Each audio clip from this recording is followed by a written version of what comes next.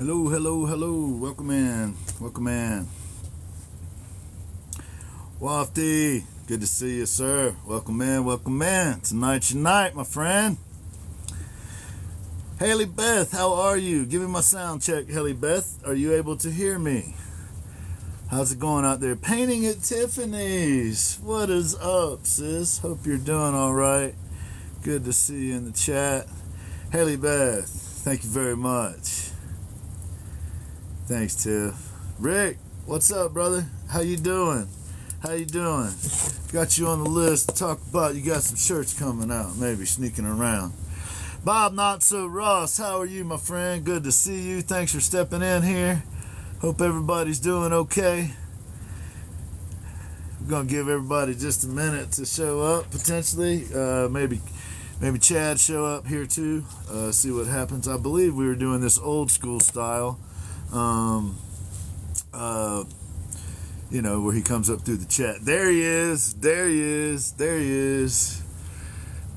Invite, sir. Ladies and gentlemen, the great Chad Rev Art should be here any moment. Yo, I'm having difficulties. Yeah? Is it again? Man, my shop keeps blowing a breaker. Uh-oh. And shutting everything off on me in here, including my booster and all my lights. Right on. Okay. Well, ride with us as much as you can, and we know what's up. You'll be moving around like a ninja if you need to.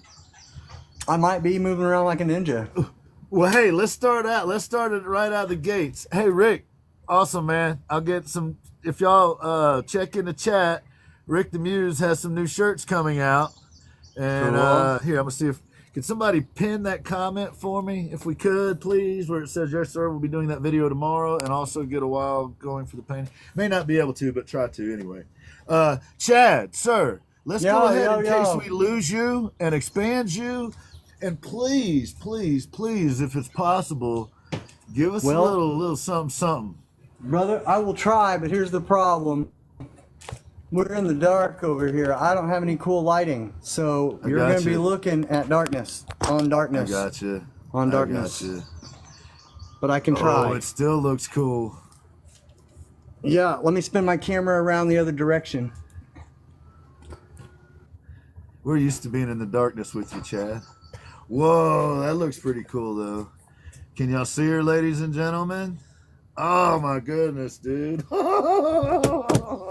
You don't need any light. Right? You can tell that's amazing. Woo! Chad Rev Art, ladies and gentlemen. Man. So, yeah, for what you can see of her, without any lights, my bad. Oh, we could see. No, you're good, bro. How you feeling about it? Oh, good. I think it's going to need a good buff. What's up, Haley Beth? Yeah, I think it's going to need a good buffing, and I think it'll probably be looking pretty dang good. That's awesome, man. I love it, dude. Absolutely love it. Thank you, Well, Rick. you got the big box. Did you got any announcements or anything before, in case we lose you? Man, you got anything you need to tell us I'd about? like to show off some things I got at the old Chad Rev Art P.O. box today. What? And I only have part of it with me because I was out here fighting with my breaker box and realized you got less than 2 minutes to restart and try to get the phone to work. I'll show you So mine. I have if you some show of me them yours. here. Check it.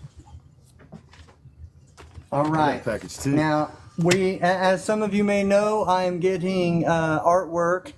What's up, Jenny? I'm getting artwork for Mr. Doty, and I got a couple pieces in for Mr. Doty today that I would like to show. This is from Lens Creative. It is absolutely gorgeous, y'all. I'm going to try to show it without having any light. Wow. Dude. Oh, my God. I know, hide right? seat. Yep. Oh, the story. And then these are cards that she's got down here in the bottom. I wasn't going to take it out of here until it was at the place to get scanned. Amazing, dude. Look at that work. Yeah, right? It's beautiful. Oh, my goodness. Lens Creative, ladies and gentlemen. All right. Check You ready to see her the next one? out. Yeah, absolutely. This one was commissioned by Greg Puckett, a Chip 76. Chip.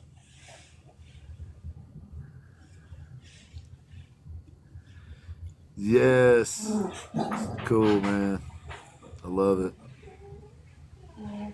What the hell is that racket? I don't know. I think maybe my neighbors are setting off fireworks or something. It's crazy. Sorry about that, y'all. Oh, no worries. Man, that's an amazing piece of art. And that's just people deciding to do art. It's amazing. I also got a package from Bob Not So Ross. What? And if you can talk for like 20, 30 seconds, No I'm way. going to go from my shop to my house and back. Well, I'm going to tell them about the Because stuff it's I got awesome. from Crimson Rose. Cool. You do that. I'll be right back. Do your deal. I'm going to shrink you down if I can. Do it. And then, yeah. Cool. That was amazing. So, Lens Creative and Chip 76. Absolutely incredible. Love it. Bob Not So Ross is coming up. But what I have here is some postcards from Crimson Rose, who did that piece right there. And she does postcards for positivity. And she also sent these stickers, and I have shown these. And on the back of these, she has some really nice things written on some of them, and some of them she left them blank. Hi, Jay. Good to see you, buddy. Hope you're doing all right. And then let me just let you look through these. And this is all her original artwork, and she has it made into postcards. And then the hashtag postcards for positivity. She's just trying to spread some love, y'all. She's trying to spread some positive vibes, and she's using her art to do it. And I think it's just a wonderful idea, and that's why you see postcards for positivity in almost every post that I make. And One Artist Community, our boy Hanson. But these are all her pieces of art, and they come with wonderful little messages on them. So usually you get one with a message and one that's blank. And the idea is that you have the one with the message written to you, and then you take the blank one and write a message to someone else and send it. So that's what we're going to do. And thank you so much, Crimson Rose, for sending that to me. I appreciate it. I did send a package to Enigma before, which got lost in the mail. So that was very kind of you, Crimson Rose. And without further ado, ladies and gentlemen, Chad Rev Art.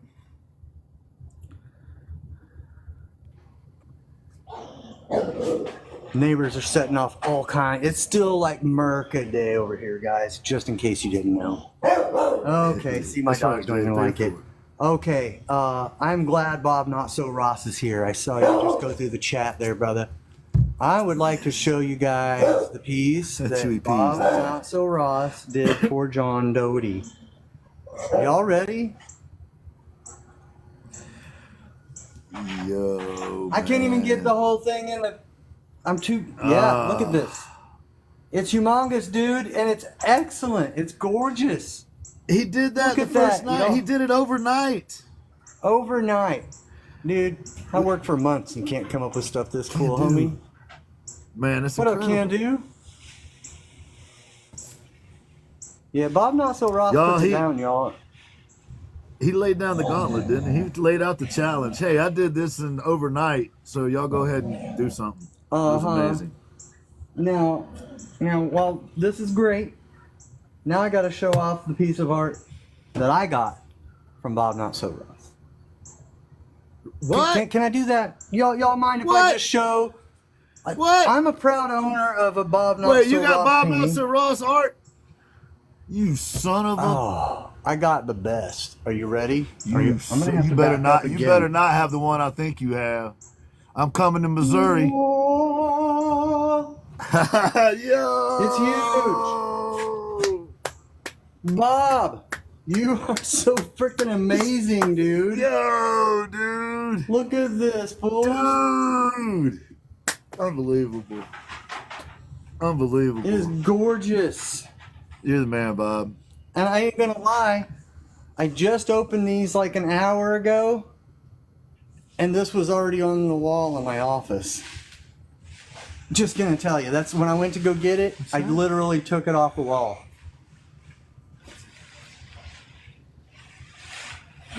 That's amazing, man. That's Can amazing. you guys hear the fireworks over here? It's crazy Little loud bit. on my end. Little Good bit. Lord. I'm Man, gonna mute that's myself incredible. so you all don't have to listen to all this stuff anymore. But hey, Okay. Bob, Lynn's Creative, DJ. Chip, thank you guys so very much. Absolutely. And we will get all of this moving forward, and you'll be able to see your work in his merch. So, yo. All right. Get me out of the big... Got you, brother. So, yes, Chip76. I got some art from him last week. I did a little content on. I'm just going to get up here on this wall somewhere. We also got some art from, well, I guess I can tell you. Can Do Artist. I got a couple prints from Can Do Artist. And I need to get some little frames kind of thing done for those. So I still have yet to make the content for that yet. But Can Do and Moose, as you know, do a co-hosted live, which I think is so dope, where they work on art together.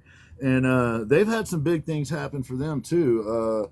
Moose and Seb have teamed up, and they're going to be working on some stuff together. And I don't know if you know this, Chad, but Moose makes music and haven't in many years, and is about to do some music stuff too, man. He's about to do some music stuff too. So, Moosey. yeah, bro, it's pretty amazing. So, look for some stuff coming from Can Do and Moose. Moose just got some other amazing news too. He's going to be doing the some graphic work for them, some cartoon work for some other stuff, and it's absolutely amazing. We see Kira in the chat. Kira's content, What's up, I Kira? put it up. Thank you, Kira. I put that content up right after the show last week. It was so good. They were contacting me before the show was over. Hey, again, make sure you get it up.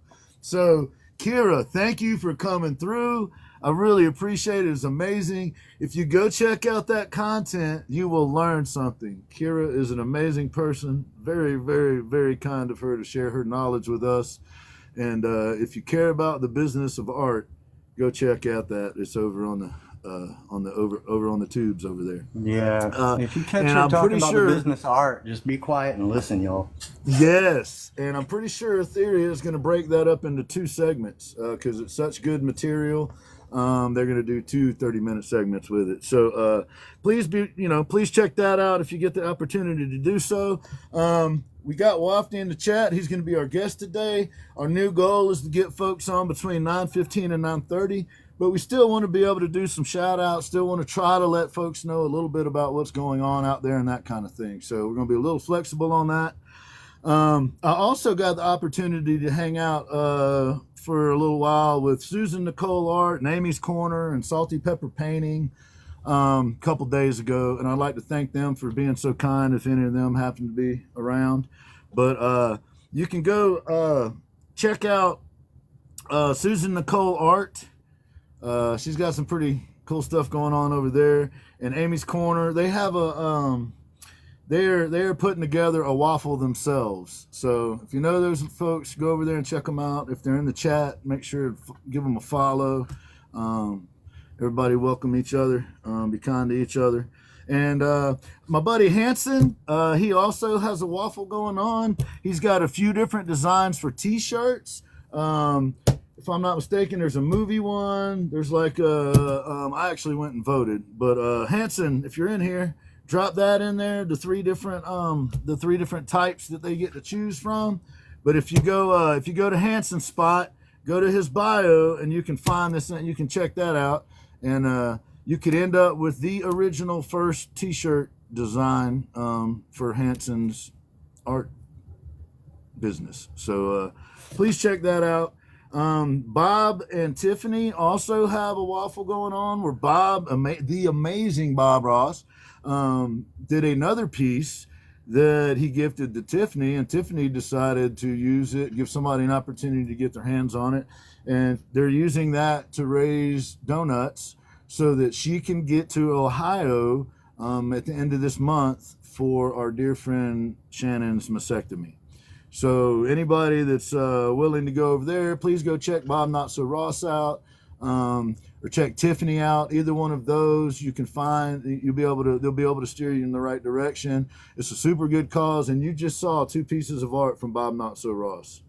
The man is absolutely amazing. So this is I don't have art from Bob Not So Ross. So it's Chad's got the good stuff. So this is your opportunity to get some of that art, y'all. So please go support Tiffany. She's one of my dearest friends on this entire platform. She introduced me and Chad. We wouldn't be here without her. And she is such a kind-hearted person. She is going to get on a plane and fly from the West Coast to Ohio for a few weeks to take care of someone who's going through some really rough stuff. So I really hope that y'all reach out to Bob or to Tiffany and do the best you can to support that cause.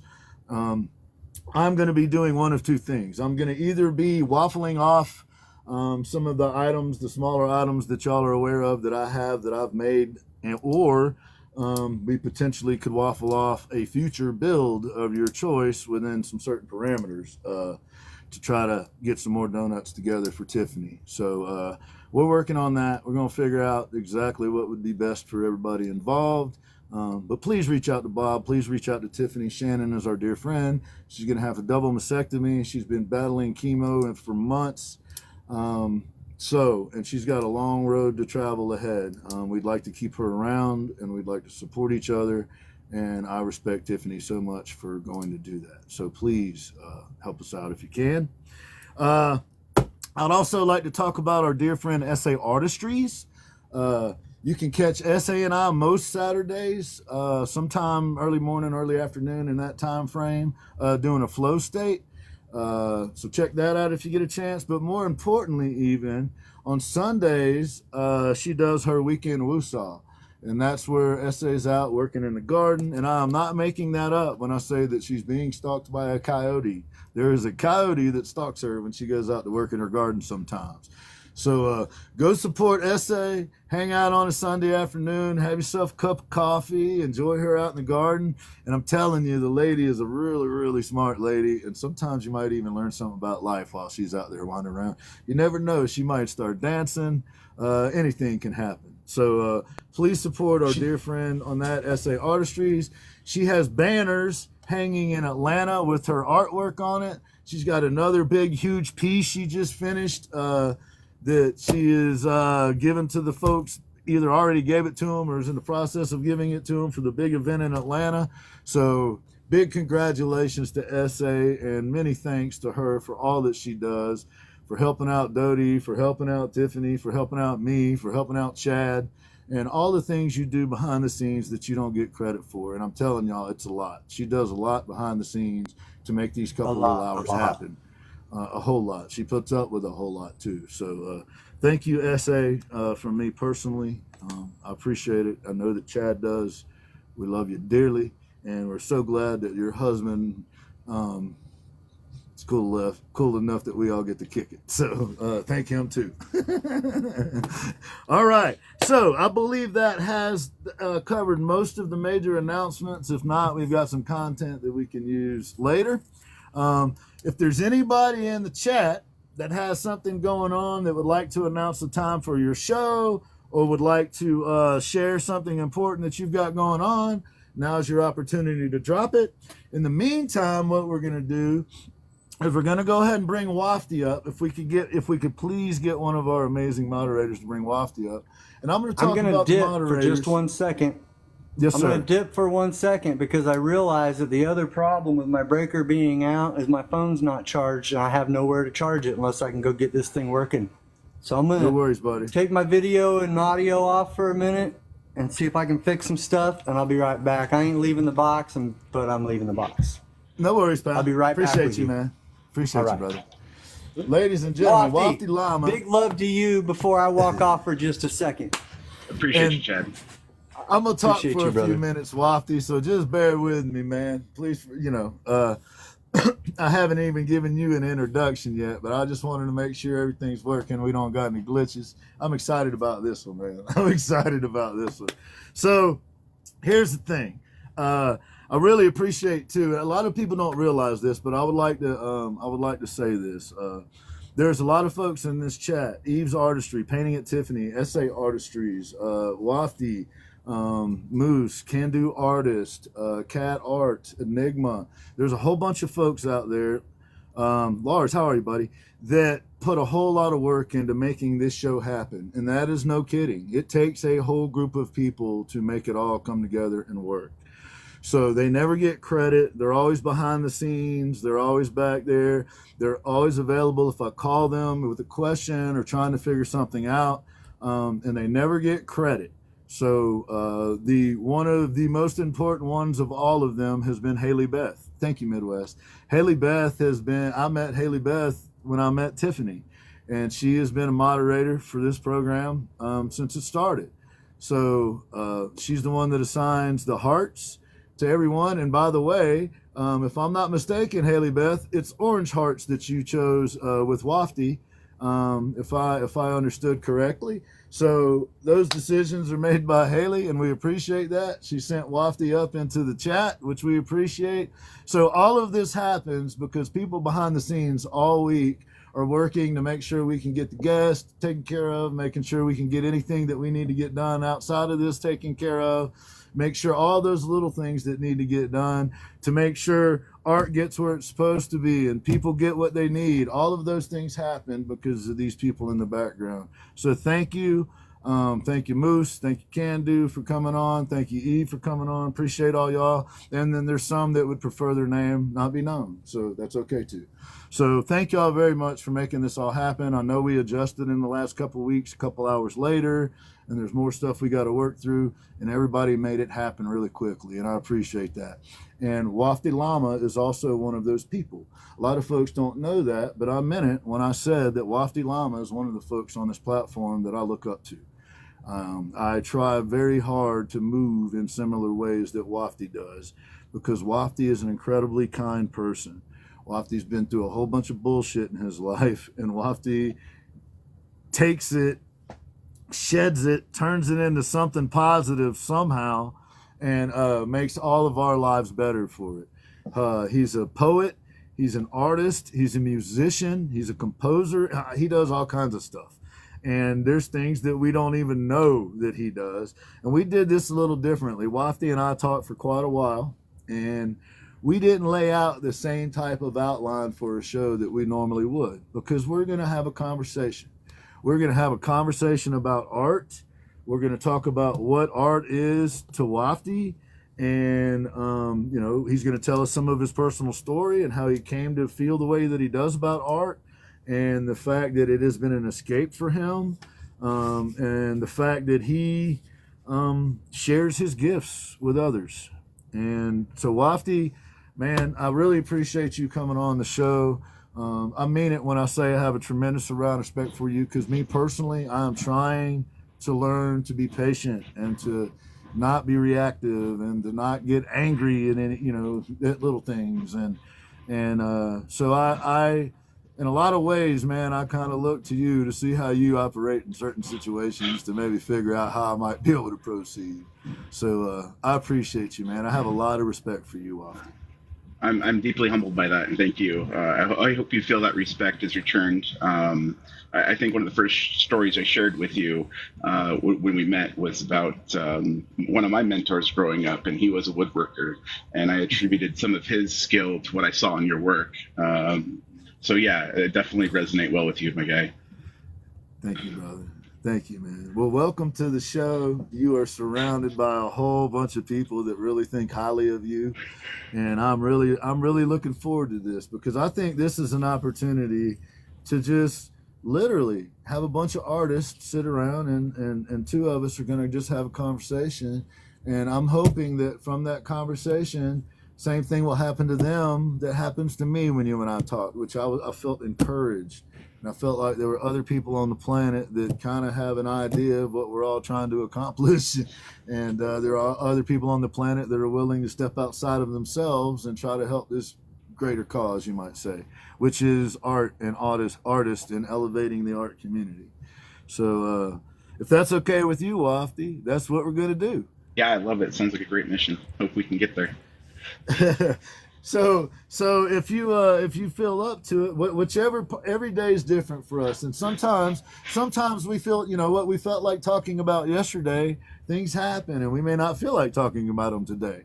So in whatever context you would like to, maybe we just do the chronological thing first. Kind of tell us how Wofty came into the world, and your kind of the things you shared with me about your experience, when you were younger with art and with music, and how you became this man that essentially you spread hope and you don't let people suffer alone. That's who you are.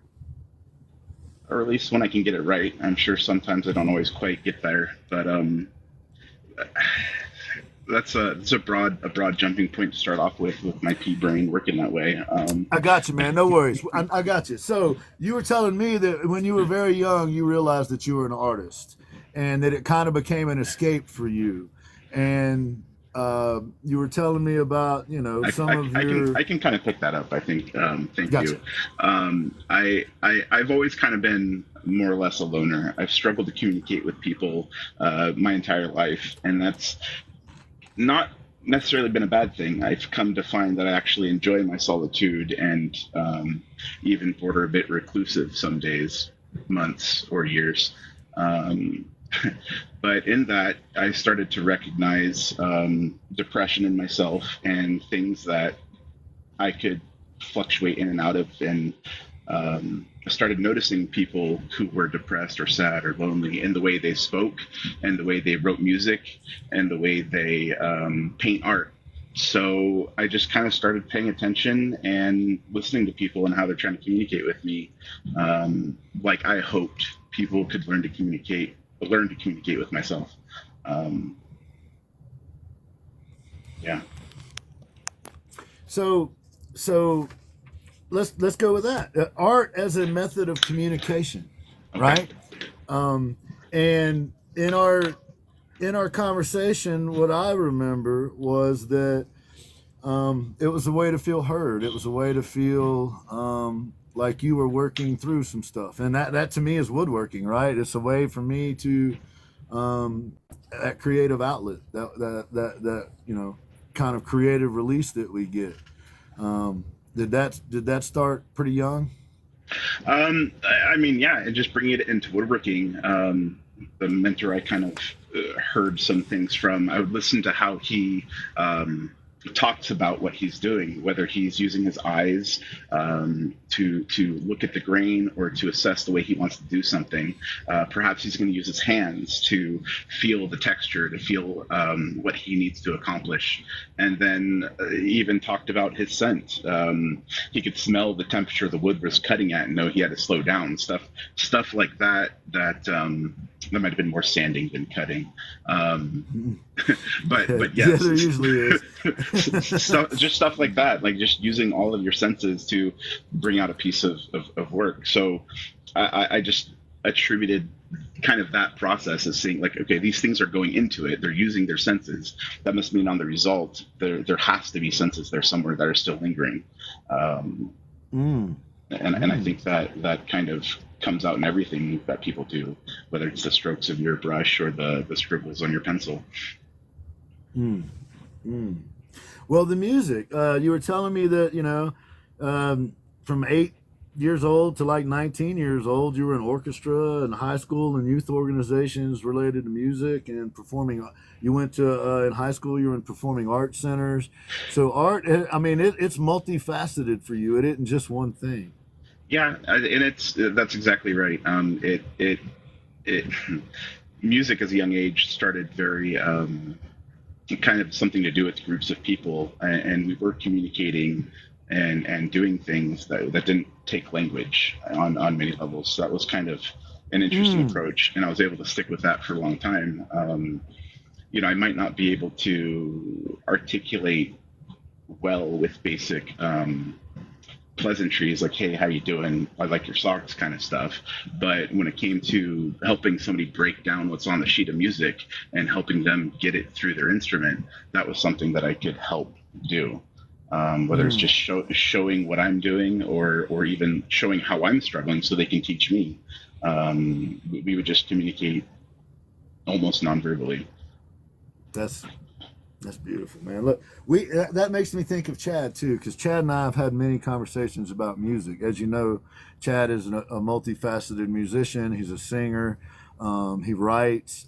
He can do everything from country to metal to rap to, I mean, you name it. Literally, the guy can do it. And we've had conversations about how that world really informed how we navigate this world, for example. And we have a lot of conversations where we're able to take experiences from his life in music and directly to apply it to what we're trying to do in the art world. And it is invaluable. It really is. Constantly, yeah. And for me, as we were talking about, there's this connection, you know, as I was mentioning as a kid, you know, I had these hopes to get into music, and then it didn't go well for me at school, you know, and then, you know, my parents couldn't afford a sax or a clarinet or whatever it is. So I ended up in the recorder class, and, you know, then I get to high school and I'm going to play an instrument. And, oh, you got to have one there too. So, and then, you know, a few years ago, people start bringing their instruments in, and now I have a very real future, or a portion of my future has to do with music, and it is just absolutely unbelievable. What art and music as part of art can do, and the connections that it can make. Absolutely. Yeah. So you're also a poet. People have used that word. I would definitely use that word. Thank you. And is it wordsmith, linguist? Yes, all those things. He's all of that. And if it's okay to say this, Wofty, is it okay to say you don't have a doctorate degree? Oh yeah, we can talk about all that. You want me to start with that? No, that's really impressive to me. It makes it even more impressive. So yeah, if you want to. I'm not an academic in the sense that I go to school and do the things that are required of me. I'm actually a high school dropout. So that's just. And the way you use words, man, is like I'm not, and you're much more articulate than I am, and you are much better at wordsmithing than I am. So all those years I spent in the military to get the GI Bill, and then all those years trying to get a degree, man, I should have went to Wofty school. well, in those years you're out there doing these incredible things that give you accomplishments and accolades. I was sitting in a dark room reading a dictionary. So maybe stack got a couple of thesauruses over here. Right. You're right, Kira. You're right. But it's just where we spend our time, right?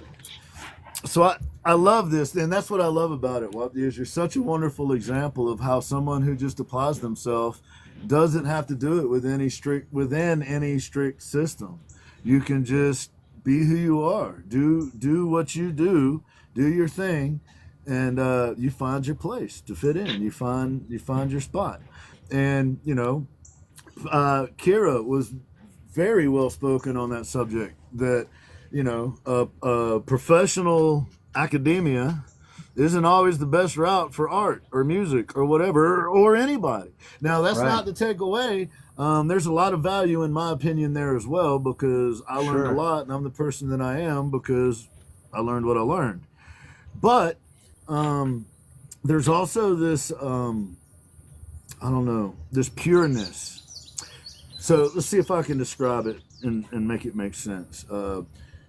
When I graduated from high school, I went to jet school and learned how to build jet engines. And then when I got off of active duty and took a reserve slot, they trained me how to crew fighter aircraft. When I bartended, I was taught by professional bartenders that I worked with.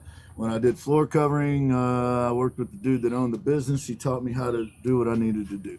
So there are formal ways to learn things, and all of that is good. I think of like apprenticeship programs and things like that as formal programs as well.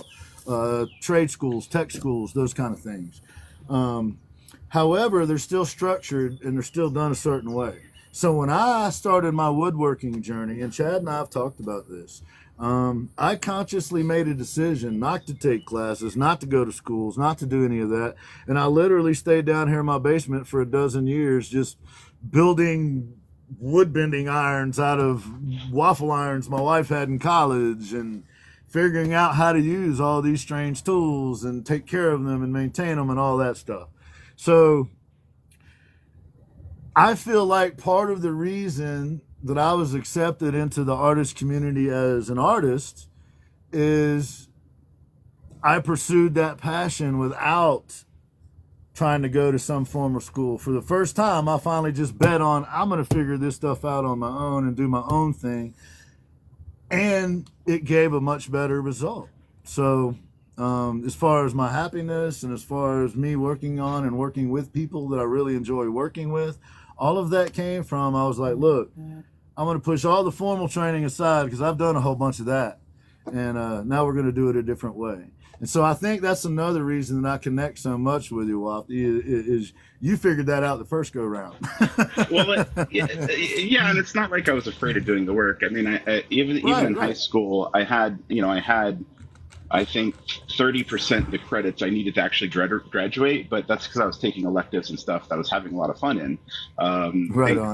Things that you get your hands on, you're learning by doing repeated steps, which seems to work best for me.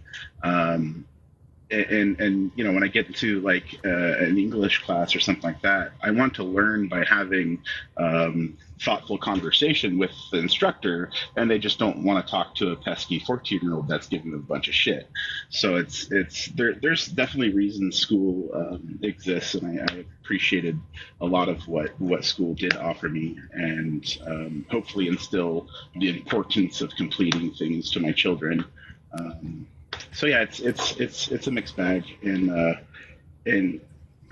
sorry, you were talking about how you were doing these things, and a few paths you took, the traditional route, the academic route, and the other ones you did on your own. In each instance, I'm sure you were still there doing the work. The book's not going to read itself. One of my favorite stories that my parents talk about, was when I was pretty young. There was this like little corner in the garage that the dog slept in that was connected to the outside by a vent. So I would, in the evening, go hang out with the dog in its little house because it wanted to get outside out of the cold air and such. But in there was the back of a TV. It was with this old tube television. And I just got a screwdriver and started taking things apart.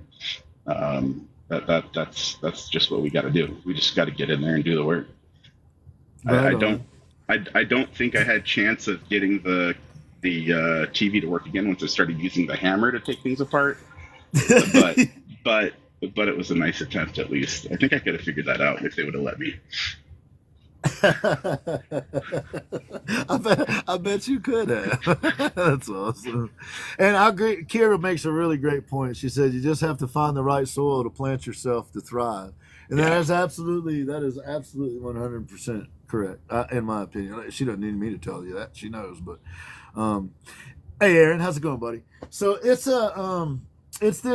this strange land that we live in, the art world, right? So another part of the conversation that we had, you and I, Wofty, was that in the art world, there is a high incidence of, anxiety and depression and, other mental health things, challenges that we all deal with as human beings. And for me personally, music, trying to learn to play the guitar when I thought I wasn't going to have the opportunity to do that, and being able to build instruments and work with musicians on their instruments and stuff has been like a dream come true to me. It really, truly has. I mean, one of the people that is one of the key players in my life when the story will be written will be Chad Rev Art. who spent, a couple decades as a musician, as a front man playing music that I probably never would have listened to, right? Like, not that I wouldn't have respected it or whatever. It's just not what I was around, but all those connections are still just as valid and true. And we were able to jump over some trust bridges, you might say, that people would normally, it would take a long time to be able to work together the way that we do. When we started working together on the GIN project, we'd only known each other for a couple months via social media. Yeah. So we literally had a conversation and we're like, I don't know how we're going to do this, bro, but we got to figure out how to trust each other quick, because otherwise it ain't going to work. Yeah. Thank you, Kira. There's a few things real important there. That's honest communication, right? That's really where that comes down to. Yes. And so where I was going with that is that there's this through thread in music for me and in art that seems to connect us all. And within those through threads are the mental health issue. Oftentimes, we're all human beings. We're all having to deal with things. And art and music are absolutely magnificent ways to deal with those type of things. I literally pick up a guitar that I cannot play very well at all and spend 30 minutes, an hour, and somewhere in that time, my brain goes away. And all I'm thinking about is just trying to hack out this song that, will sound good to me in my head. And for whatever reason, that calms me. That gives me a sense of peace and a sense of, okay, cool, we can do this. We can breathe. We're gonna be able to get up and try again tomorrow, right? All we got to do is keep getting up, but we got to get up first, and then we got to try, right? So sometimes that's why I say it that way, because some days for all of us, the getting up is very difficult. And then even if we manage to get to our feet, the trying is very difficult, right? Yeah. And for me, Chad, you, Essay, Tiffany, Eric, Enigma, Cat, all of those folks, Goopy, all of these people, and more, I'm leaving out names, are what go through my head to motivate me, or what I think about. Like, these are the folks I don't want to let down. These are the folks that I really enjoy working with. So I'm passionate about what we're doing or what we're working on. It gives me that extra drive because I believe in it. I can feel it, right? You know what I mean? We're connected by it. Yeah, I mean, and I guess going back to using an escape again, like I past few months have been a little bit difficult for me as my family's going through a transition of divorce. Time away from my children has been very difficult.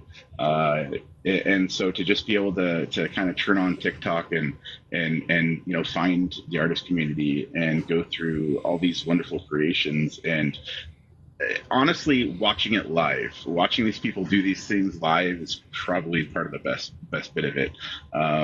Falling into your flow states, and watching you guys get through the work, and it's like, wait a minute, now I have some ideas I should write down, and it's almost like it gets me working with you. I don't know how much of that's part of the goal, but I've really appreciated it. Absolutely. Yes. Yes. The hope is to create an environment where people feel like they can be themselves and therefore do their thing, leaving out the politics and religion part of themselves, because that's what people tend to beat on each other with and bludgeon each other over the head with. And we have found that we all get to work together with a bunch of amazing people from a bunch of different walks of life, and I absolutely love that. And provided we give each other the space to all be who we are, landscape guy, you killing me, dude. But there you go. There's the example, right? For those that don't know, landscape guy is I guess we'll say a really good friend of Shannon, who I was referring to earlier, who is going through chemo treatments. So we love you, man. We appreciate you being here. But here's the thing. Let's say social media, right? Social media is a different animal than we all came up in, right? Because It used to be that, we would all look something up in encyclopedias. That's where you Right. got your information, right? Like there was no cell phone or computer or any of that stuff to just quickly look things up, right? And so communication was a different type of skill set. You often had to do it in person. So that would inform how you move. Whereas now there's distance, there's anonymity behind the screen. So people, we find now, just say any crazy thing, and there's very little accountability for it, because they may be anywhere in the world behind the screen, behind some IP address. And if you don't want to spend the rest of your life trying to track down somebody that insulted you, you got to just kind of get used to it, right? Yeah. and psychology has written forever about I'm not going to say that word very well. Wearing a mask, right? The effect of wearing that mask, and how much more toxic people can become. It's kind of frightening. Yes, absolutely. And we all experience that on this platform. And we've also seen the beauty of how this platform allowed all of us to meet. Yeah. None of us would know each other if it were not for this platform. So the pitfalls that come with it, or the negative side that come with it, are the same negative sides that any society has. It's just almost, to me, my perception is it's almost magnified on the platform because there are fewer consequences. Like where I grew up, you said some stuff, you might get checked right then in the mouth. That's how you unfriended somebody back in the day. Right. You didn't unfriend them by saying a bunch of mean stuff and pushing a button. You cracked them in the jaw. I'm not saying that was good, but I don't have many filters, but I'm pretty sure I can say I've earned every punch I've taken. Word. Heard that. Yes, Kara. Gen X politics. I didn't mind putting myself in the way of the bully to help the victim get away. Yep. That was something my dad taught me how to do, is how to take a punch. And last time he did that, I broke his wrist with my forehead. So I got pretty good at that after a while. Whew. Taking a punch. That's damn, Wofty. He just said I got pretty good at taking a punch, y'all. And with a smile on his face, because that wasn't a pleasant experience. I mean, there were times it was a pleasant experience, though. Dodging a horse's hoof. You learn that lesson pretty freaking quick. Sheeps and goats kick a little bit. I tried ramming a few goats once, I'm sure. I don't really remember that experience. I don't think I'll do it again. Yeah, that didn't work very well. No, they got pretty hard heads. He can speak on that. Chad's got a goat. 2 goats. Ladies and gentlemen, do not try that at home. No, it's definitely not advisable. Concussion protocol afterwards is probably important. They can come to my farm and try it so we can all laugh about it. I might go a little differently now. home. I might have the weight differential. We might have some luck this time. When I was 7 or 8, probably wasn't a good idea. Right. Landscape guy, yes. Landscape guy said he was bullied until 10th grade and not anymore. And Wofty, that's a similar experience that I shared with you. That growing up, when I was in 9th grade on the football team, I was the second smallest kid on the whole team at a 5A school back then. And my senior year of high school, I kind of filled out. Immediately after that, I was gone in the service overseas, and I was gone for a couple of years. And when I came home, I was an entirely different build and had an entirely much more capable mentality. So they sent me off and brought me back dangerous, right? In a way, right? In a way. They really did. Yeah. And being from the South, being from the type of setting that I was from, violence was rewarded. That's how people handle business. That's supposedly that's what it was all about, to be a dude, or whatever. And I think all of us have come to the conclusion as grown-ass men that, hey, wait a minute, that might have been the wrong approach. like maybe we could save everybody some trouble here. I mean, yeah, you can solve a lot of problems by walking away and not talking to each other as well. Sometimes you can't, though. Sometimes people are are being taken advantage of and getting hurt, you really can't be passive in those moments. So just it's all situational. Yes, Kira. Yeah, True story. that is what it seems to be, and that's part of this conversation. Is it seems like there's a lot of commonalities between the folks in the art community, the music communities, and that is that been through some stuff a lot. Not everybody, but a lot of us, a lot of everybody, a lot of the bodies have is what I'm trying to say. There are a lot of emotional scars, a lot of physical scars, and many of us find this kind of like our family. Chad to me is every much family to me as any family member that I have. In fact, Word. in fact, I trust Chad with information that I don't trust with some people that I'm related to. Unfortunately, that's a fact. That's just reality, right? So for me, Yeah, Tiffany, SA, Chad, those people that I've been rolling with this whole time, they're more to me than just some sort of like a TikTok friend or whatever. You know what I mean? Like, we actually make decisions that will affect our lives, betting on each other. Yeah, and there's some family that stick through that family bond, even though they're maybe not the best people, but they still deserve a card or hello or a greeting. Um, they're I find it interesting that people talk about a family bond not being able to be broken. Um, I mean, as long as they're decent human beings willing to learn, sure. But there's times where the bonds we build with respect, trust, honesty, and those are much stronger, if you ask me. And I love a lot of my family. There's family I will do things that I can't speak about, should I need to. I'll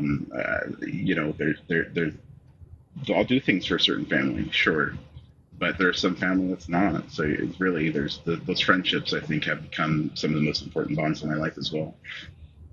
Absolutely. And it's we're all just trying to kind of navigate the world, right? We're all just trying to figure it out. And with social media, it's a whole new set of rules almost, and those rules change pretty dynamically and pretty quickly, as new apps come out and as new technologies come out. The idea that we could all be in a room talking together to people all over the world in real time.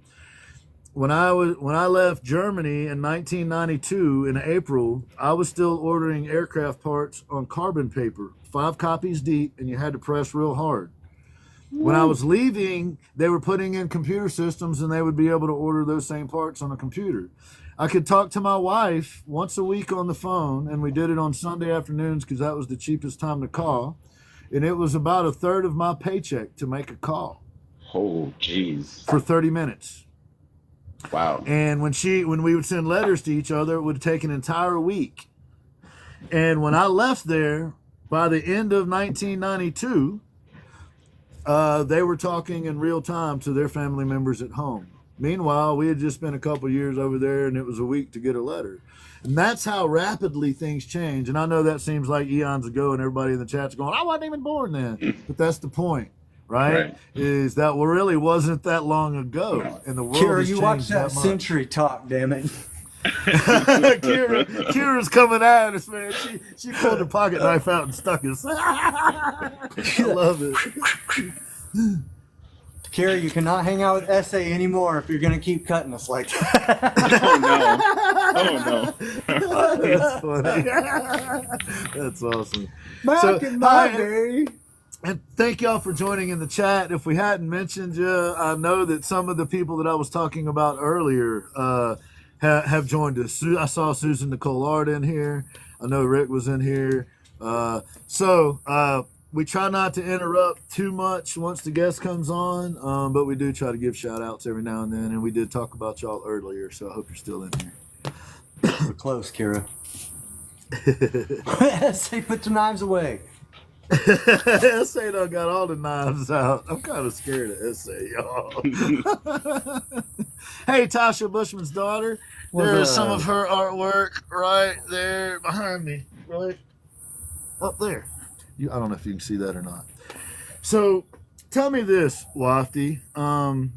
your journey on this particular app. Just the basic journey that you've been through and how you became WoftyLama. Yeah, it was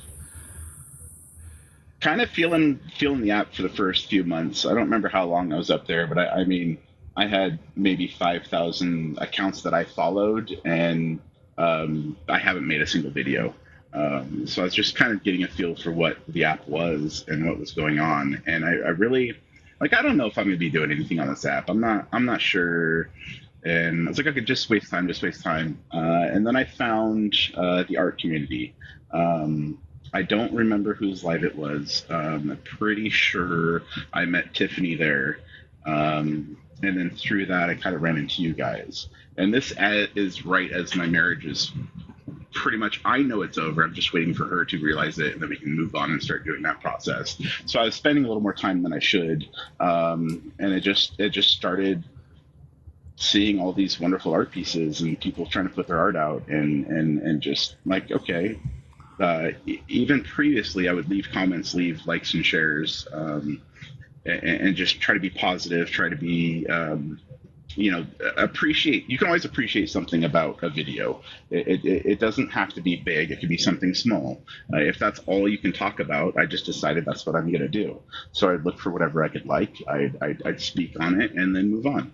With the art community, that became a lot easier. And it let my imagination run a little bit. Sometimes I might make up a little story about a scene that I saw, share that with somebody. I might share something personal for me that kind of motivates me and inspires me as a way to show them I'm trying to connect and care about the art you're putting out. And then I met Matty Pace. I don't know if you guys have seen that man yet. Yes. This guy. Woo! Mr. Positive. Woo! Right? So this guy and all of his energy and all of his positivity, and he just started calling himself a motivational influencer. And I was like, you know what? People say I have a voice. Maybe I can start trying to motivate people to start doing some things. So I just started digging in. I found Lady Shine's poetry, remembered that I had a way with words, and just started creating again. It'd probably been 25 years since I've written anything. Well, to share. I wrote plenty, but that's not stuff to share, right? So I started kind of putting that art out there again. I've always had a passion for making videos, taking photos, so I've kind of snuck some of that in there a little bit. And other times you just see me in the backyard sitting with the birds and the bunnies and the cats and the dogs, just watching bugs crawl, trying to help people find that moment to breathe. Sometimes that's all we need. And I don't see too much of that on the this app until the art community, and I started seeing a lot more of it. Thought I could do that. So I tried that for a while, see how it goes. Seems to be going well, sir. Well, thank you. I think so. Chad, you got any thoughts on that? I wholeheartedly agree. Man of many words. So I intend, as I start finding my new normals and get into more rhythms, I hope to be putting content out a lot more continually. So, well, is any of that content going to include any music kind of stuff or poetry kind of stuff, or? I don't. Probably poetry. I'm going to be sneaking a bunch of poetry stuff out there. I've played with the idea of putting a couple poetry books together, see if I can put those up for people to peruse. I might even, I don't know, silly stuff like, if I start accepting subscribers, what can I do? You mentioned pen pals. Like, well, if maybe I can write them a letter and just send it to their email. I could take a picture of it and send it to them. Still, I don't know if I could do like a week delivery, just make it appear like it's taking longer. I don't know, just thinking of different ways I could try to reach people that want what I'm providing, which I guess motivation and. Absolutely, right on. Right on. You know, Well, that leads me to we were talking, and we mentioned Lady Sean. Lady Sean and Davino planted this seed a while ago, where Lady Yeah. Sean started doing this thing to where, well, the very first one I went to was she wrote a poem about a bench that I built. Oh, heck yeah.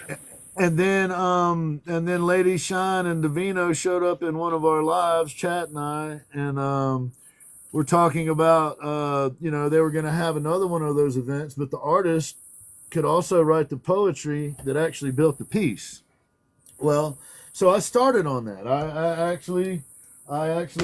I read it to you, Wofty. Yeah. So, but I started on that, and at least the concepts.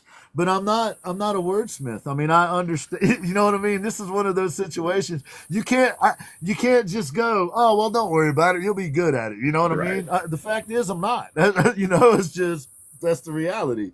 But my understanding was that potentially you and I were going to be able to team up and do a duo kind of thing, and you could help me put these concepts into words actually, and then we'll traipse our little booties over to the Lady Shine site or the Devlin's page or whichever one has got it going on, and do our thing. Is that something we still plan on doing? Yeah, no, absolutely. And sorry, I don't always take the bait, but I I appreciate the reminder.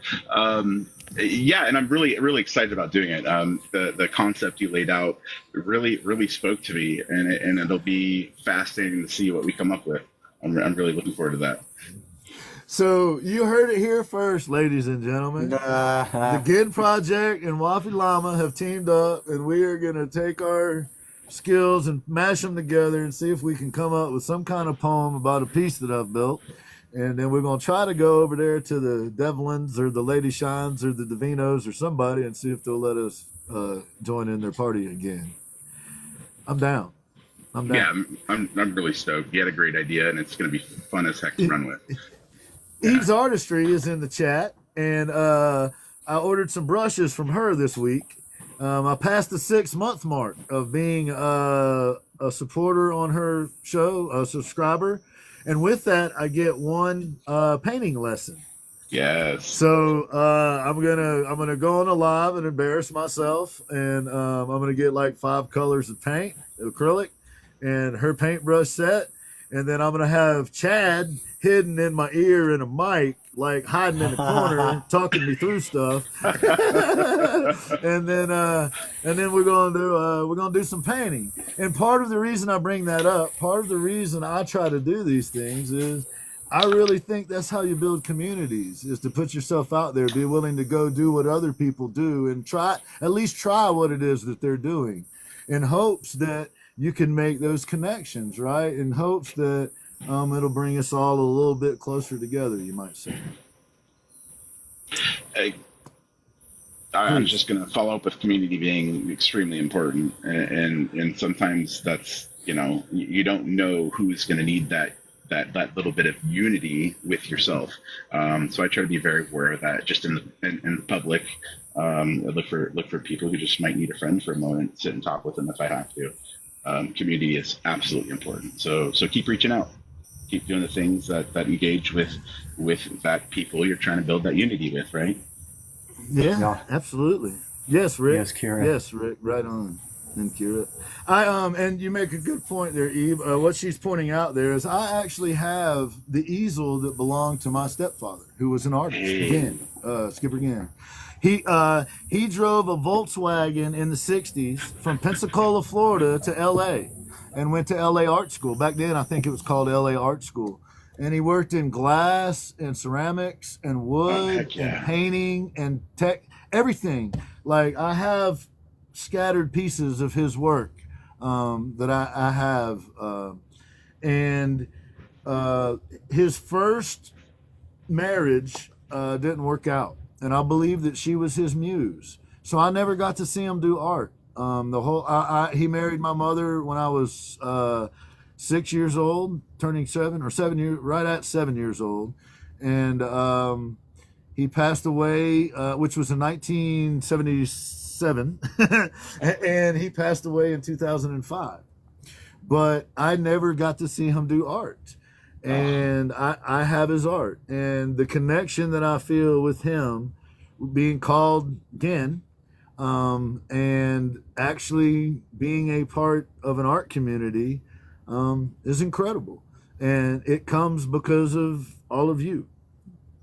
But yes, I will literally be able to sit here, put his old easel up that hasn't been used since the 70s, and actually put paint on something. And I don't know what That's that means damn to the cool. world. I don't know what that means to the world, but to my world, it means a lot. And those are the type of connections that we have. I didn't do that. I don't know what just happened. Oh, I know what just happened. Right on. So the reason I bring that up is that I feel like there's we have an opportunity here, all of us, and we can embrace that side of us that is trying to do better, that is trying to grow, that is trying to be empathetic, that is trying to find these ways to connect, or we can go a different direction. And I know that there's people that have chosen to go a different direction, and that's okay. That's what they got to do. But for me, for my journey, hey Natasha, for my journey, I mean this when I say I love my friends on here. They've become a really important part of my life, and I'm shocked by that, because I was perfectly happy down here in my basement for the last dozen years, working on my stuff, doing my thing, and no problems, no drama, no none of that. Just cruising along, doing my thing. And Chad and I have had these conversations like, man, what are we trying to do here? Like, this is very frustrating sometimes. Right. But the reward, the payoff is all of these people you see in the chat and these conversations, for me anyway, that we get to have like this. If people in the chat enjoy this conversation half as much as I'm enjoying it, then maybe we gave somebody a little reprieve for 30 minutes or an hour today. And hopefully next Tuesday they'll tune in and get another little reprieve. Because isn't that kind of what some of us need every once in a while? That's what we were talking about. Just a place to go and kind of be easy for a minute, That Cheers theme song starting to come to mind. It's just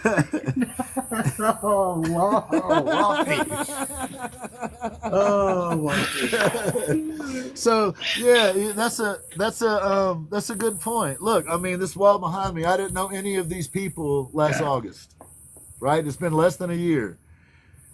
There's Tasha Bowman's daughter, Bushman's daughter. There's Project Zero Art. There's Eric the Airbrush Artist, Natasha, Incredible. Crimson Rose, Dead Making Art, SA Artistries. There's Eve's Artistry. There's Santiago. There's Dead Making Art again. There's Monsters and Monsteras. These are all people I did not know a year ago. Now they're all people that watch over me while I'm working, in my mind, the way I receive these.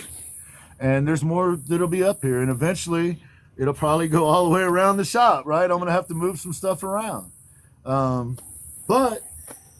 So I believe that the artist community is worth fighting for. I believe that the artist community on this platform is making a huge difference in people's lives.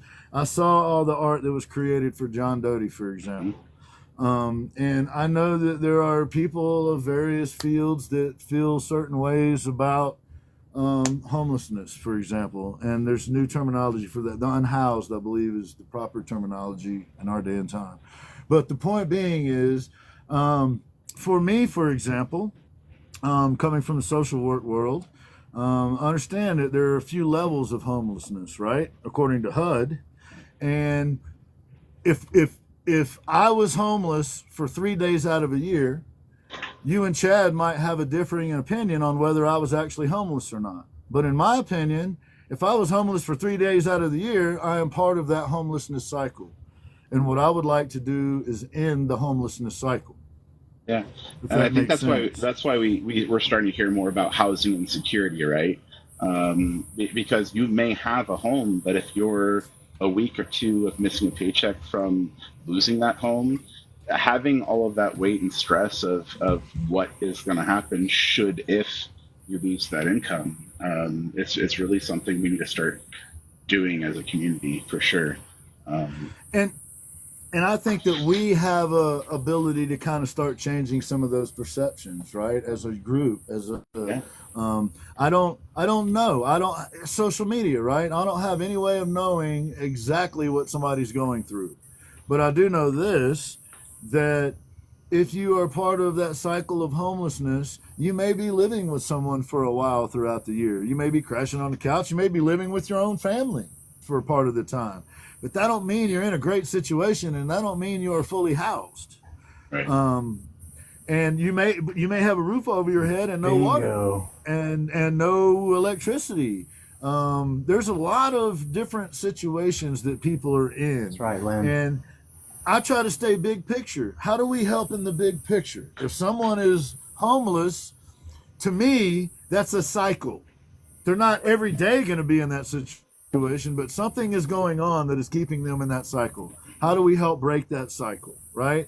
S.A. Artistries has spent a good portion of her life dealing with that subject. Kara. She knows a lot more about it than I do.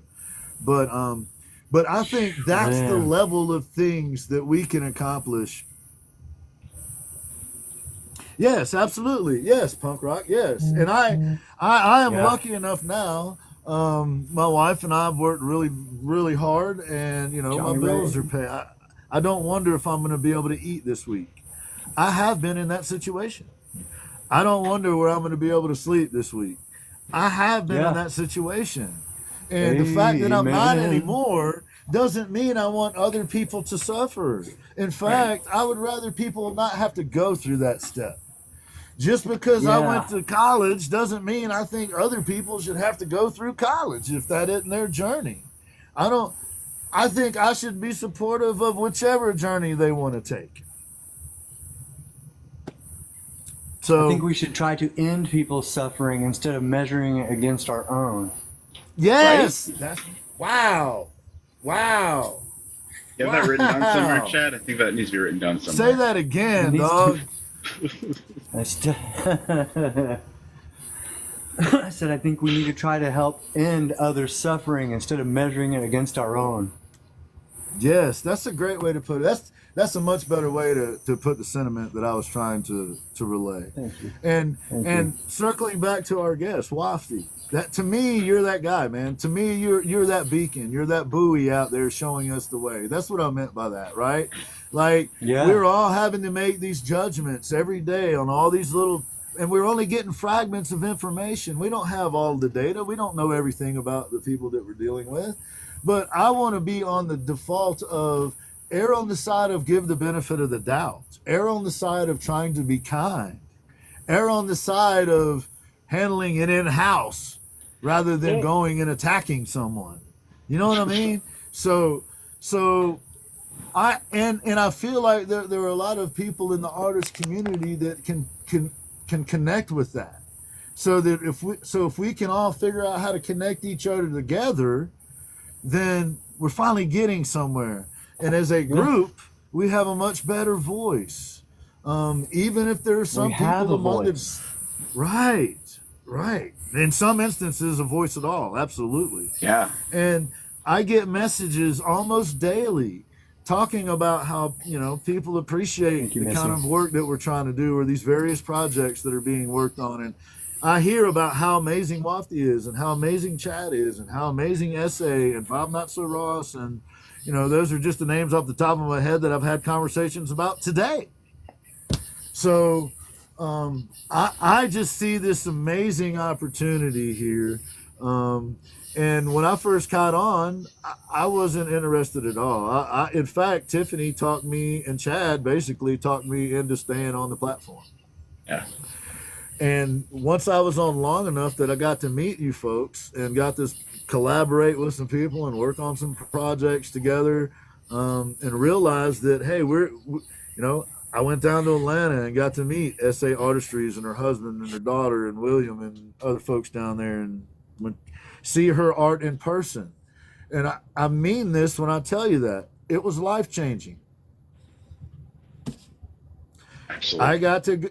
I got to go down and look in person at a piece of art that was created by somebody that I admire tremendously, that I have a tremendous amount of respect for, who SA is my favorite artist on the planet.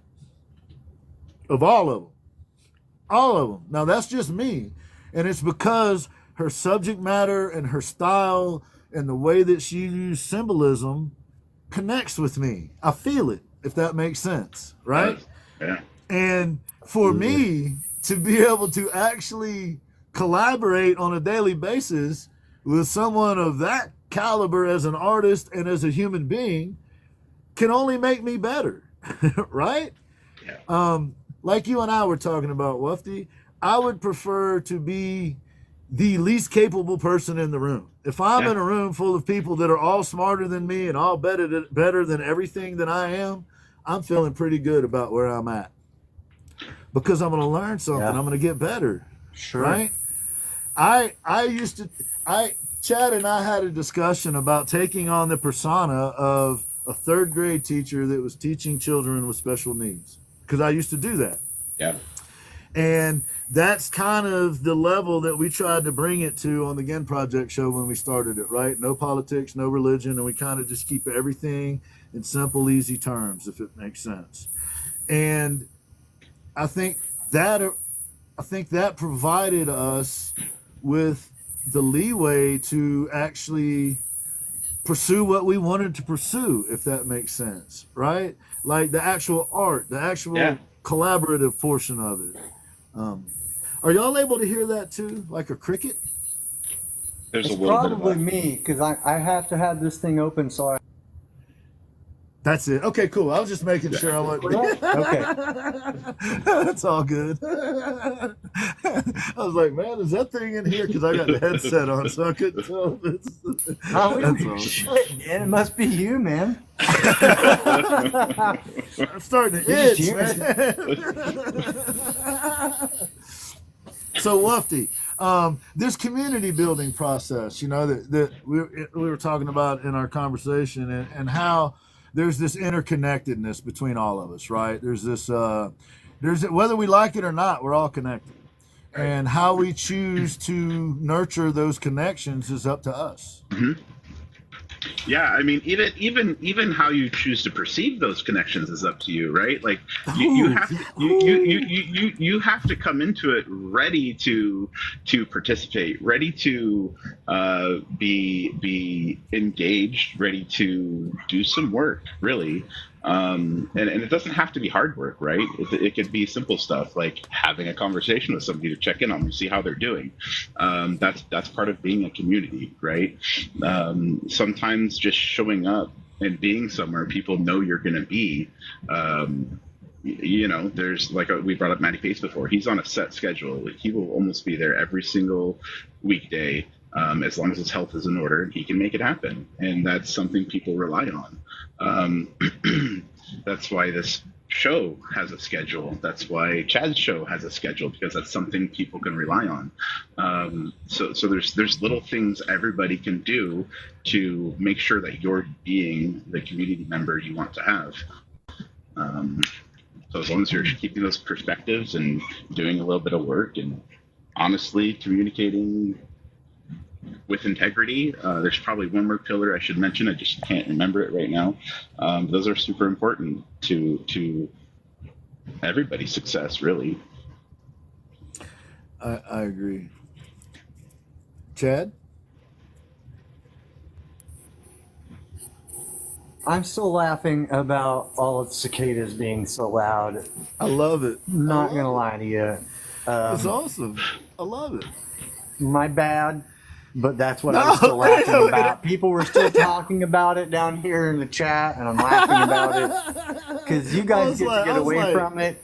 But since my breaker keeps flipping, if I don't keep this big door you're open, good, I'm gonna world of hurt. So I don't mind the cicadas at all. I just wasn't making sure they wasn't like in my shirt with me or something.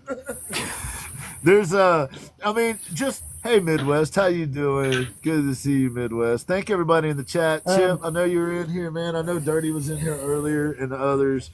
And there's a great example, right? What I have discovered with the Gin Project show is that there are a tremendous amount of compassionate people out there. And within the artist community, there are these amazingly talented, compassionate people out there. And what they're willing to do is use their skills to help other folks in whatever capacity they can. And if we can just keep that on the rails, if we can just keep that all going in the right direction, a lot of that other stuff kind of will sort itself out. But each time, from my experience, thank you, Darcel, very much. Thank you. There's another amazing supporter. But each time that we put out a call, hey, we want to try to do this, or we want to try to work on this, or we would like to try to help this person out, someone has always answered the bell. Someone has always answered, and it blows my mind. It is amazing. But in my opinion, that comes with a tremendous amount of responsibility. Because if we can ask people to do things and they do it, then we damn well better be careful about what we're asking. You know what I mean? We For better sure. not take that lightly. We better not be flippant with that. We better be very measured and very serious about using that. Because if we ask people to do things to help other folks and they act, and one day we get frustrated and slip up and say something ugly about somebody, there could be someone out there that would act on that. We see it happen all the time. And that is a very real concern that Chad and I have, that we absolutely appreciate and love the fact that people support what we're doing. But it isn't lost on us that there's a price that comes with that. And we have to navigate that very carefully, because everybody has their own boundaries, you might say, and own expectations. And everybody isn't in this for the same reason. And sometimes people get caught up and they forget what we're actually trying to accomplish, that we're actually trying to help people. And instead of helping people, they start trying to tear people down. And a lot of what we've done over the last 6 months is try to come up with strategies to help us deal with that effectively. And I don't think it would be possible if there weren't a bunch of people that were super compassionate and also committed to trying to make the world a better place in any whatever small ways we can. And so, Wofty, for me, I remember watching one of your videos, and I believe it was like a bird bath, and it was just nature sounds. And this was a few months ago, I believe, but it was just nature sounds and your voice, and you were talking about. I'm paraphrasing, but being easy, being okay with some stillness, just listening, being aware of your surroundings, and like I said, I'm paraphrasing here, but that sentiment. And to this day, my brain can go to that moment and feel that peace. Does that make any sense at all? Like that was a gift that you gave to me. It was just one post, and you probably wouldn't even remember it. But it had that effect on me on that particular day, because on that day, that was something that really hit well, right? And it was so meaningful that even right now, just you can see them. Can you see that? Just thinking about that process and that day and the gift that you gave to me is meaningful. It gives a physiological reaction. Just like hearing that humbles me and gives me some reaction too. Part of it's to hide because you give me some sort of praise that I don't take very well. But I'm glad I could do that for you. I find that often, especially in the art community, and I don't know. You could visit the same piece on another day, and it may not mean that same thing, right? It could be a year from now, it could be another year from now, but in that, for whatever happened, your perception was primed and ready to receive that information, and you made it something. I think we hear that talked about in Great Gatsby's story, the story of Great Gatsby, excuse me. It's just, our minds tend to latch onto things and form them into something that's meaningful to ourselves. That's, you have to be ready to have those perspectives. If you're not looking at the things around you with an open mind, you probably won't have them. Yeah, absolutely. Well, that's a good point. That's a very good point. And the perception thing that you were talking about, looking at Chad's piece of art that he just finished, for example, the third eye that's in it. If for anybody that's got a chance to see it clearly, when you move around in the room, the eye follows you, right? Now, that is a trick of the brain, right? That is a perception trick. And our brains as human beings are geared, exactly like you said, to fit information into what we already know. It's hard for it to process new stuff and fit it somewhere. So we have to be cognizant of that. We actually have to effort putting ourselves in the right frame of mind, in the right mindset. You and I had a conversation as well about, and Chad and I have had these conversations, and Kira and I had this conversation actually, which is if I'm working on a piece for you and I get a bad phone call that day or something negative happens or I'm just not feeling well, I'm not feeling right about it, I will literally not work on your piece that day. I will wander around. There's always multiple projects going on, and I will wander over till I find something that feels pretty right. And that might just be something as simple as sanding down a spatula is all I'm good for today because I'm gonna mess something up. I'm not in the right frame of mind. Because I think that energy ends up in the piece in one way or another. I would go on a limb, a very fragile limb, and say this is scientifically proven in many areas that even with like plants growing, singing to your plants while they grow, if you're singing positive, uplifting things, it doesn't really matter how you're doing it. As long as they're positive, they're going to grow differently than if you are negative. And then there's, of course, the control, which the three grew differently. I can't pull up where I read it, but I remember reading it, and it was cited sources in a scientific journal. Like these things happen. So as you're in that feelings, all of your movements are going to be different. All of your how you look at the wood and visualize your grain is going to be different. Every single sense you use is going to be analyzed differently based on that current mood. And I think musicians will talk about that a lot as well. Try doing a happy falling in love song while you're in the middle of a breakup. Good luck. It might not come out it might not come out the way you want it to. And even when I'm writing a piece, like there's a couple pieces I'm trying to write that are not doom and gloom, but that seems to be where my mind is lately with my own personal struggles going on, which is fine for me. I'm actually quite comfortable down there. I've walked my way out of depression multiple times, so I don't want everybody to be worried or concerned. I know where I need to go when I need help. And it's usually not that bleak for me. I get to those moments where, yep, it's time to stop writing about the negative shit. Let's figure something else out now. Right. And that's part of the game, though, right? The mental game is understanding, being self-aware, being willing to check yourself and make sure that you're getting what you need as far as the proper fuel, let's say, to drive you forward. And, we all have, for example, there's different types of intelligence, and we all have different levels of those types of intelligence. And some of us, like you, for example, are a wordsmith, right? You are absolutely marvelous with words. And I don't have the same talent, right? I can tell the story and I can articulate, but I'm way, way less sophisticated in the way that I speak about things than you are. And that's because that's your thing. That's one of the things that you have nurtured and explored and found ways to get better at. And when you found ways to get better at it, you were leaps and bounds. And when I found ways to get better at it, it was one little step at a time, right?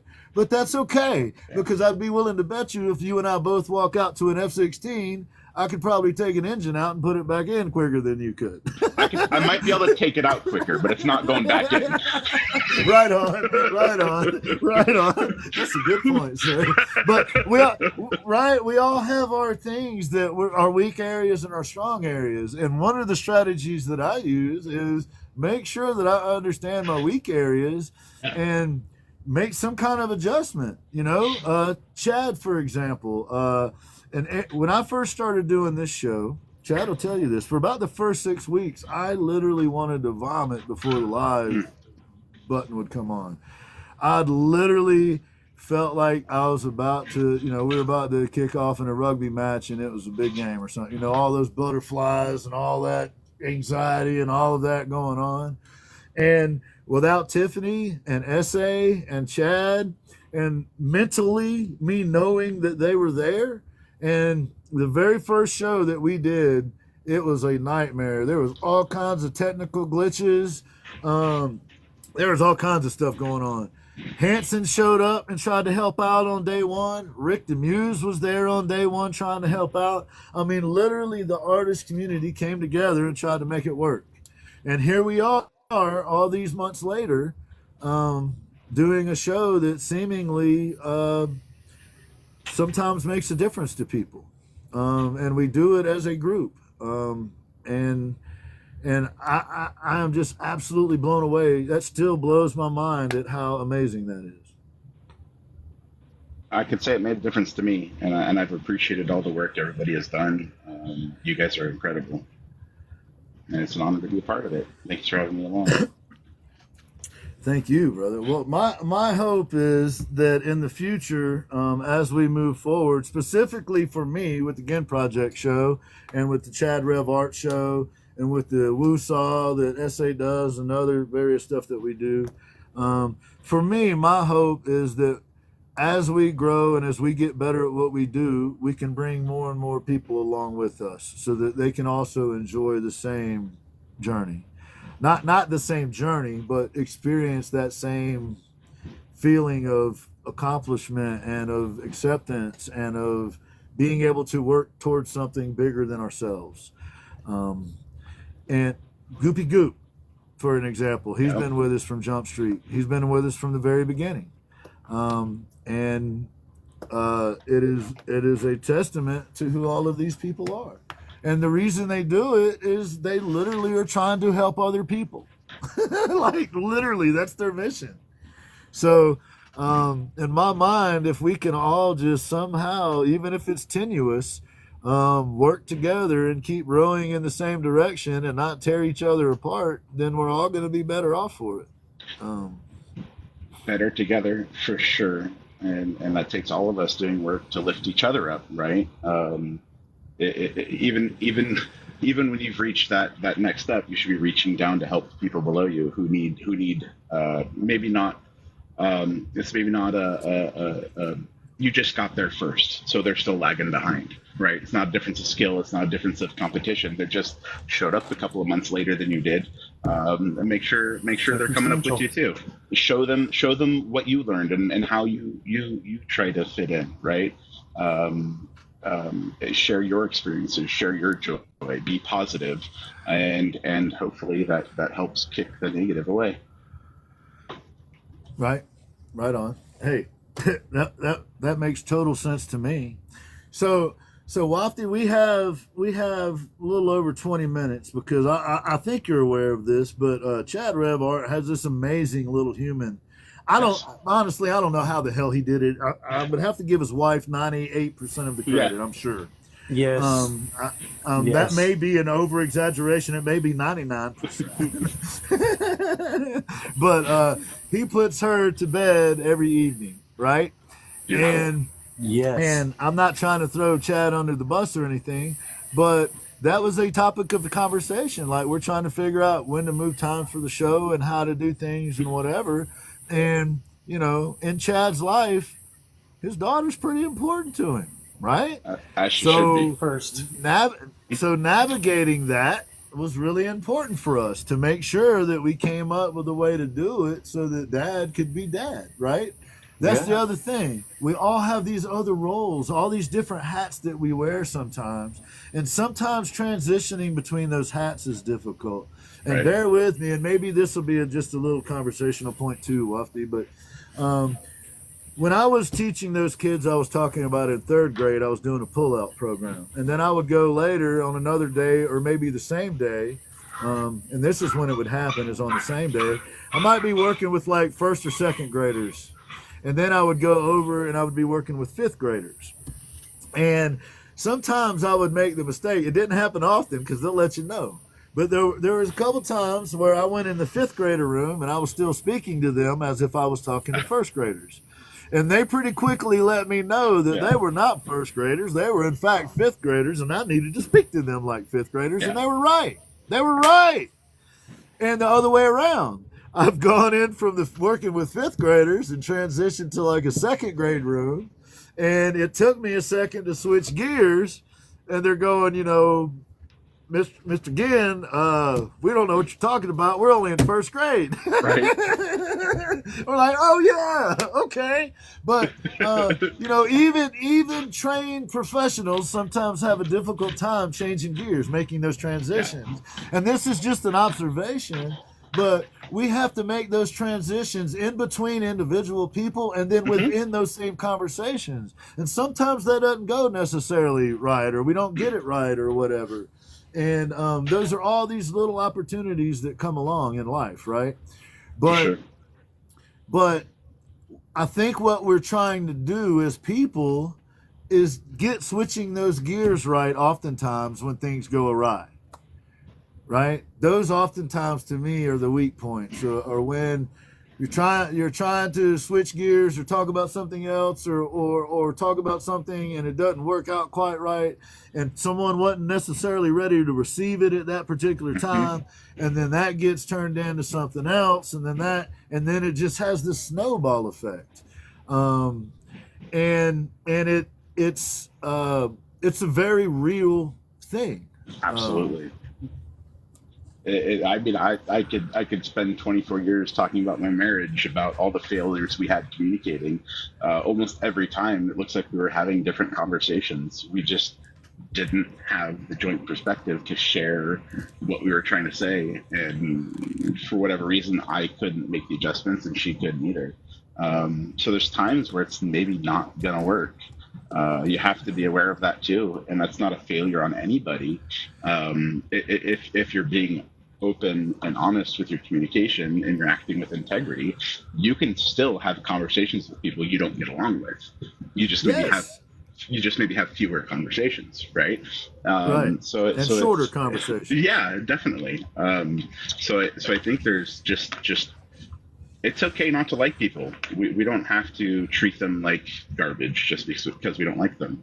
And I think please don't. In fact, I think you're a shining example of that, because you know I've seen some turmoil come through, and how you do your best to rise above it and treat everybody respectfully, even though you're not getting that same treatment, is quite admirable, and I applaud you for that very much. And I just hope people can learn from that lesson.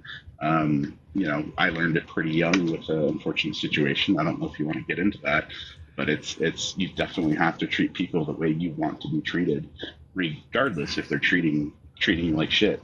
Now, obviously, that's not going to be don't protect yourself, right? That's not saying you can't draw your boundaries and enforce those boundaries, right?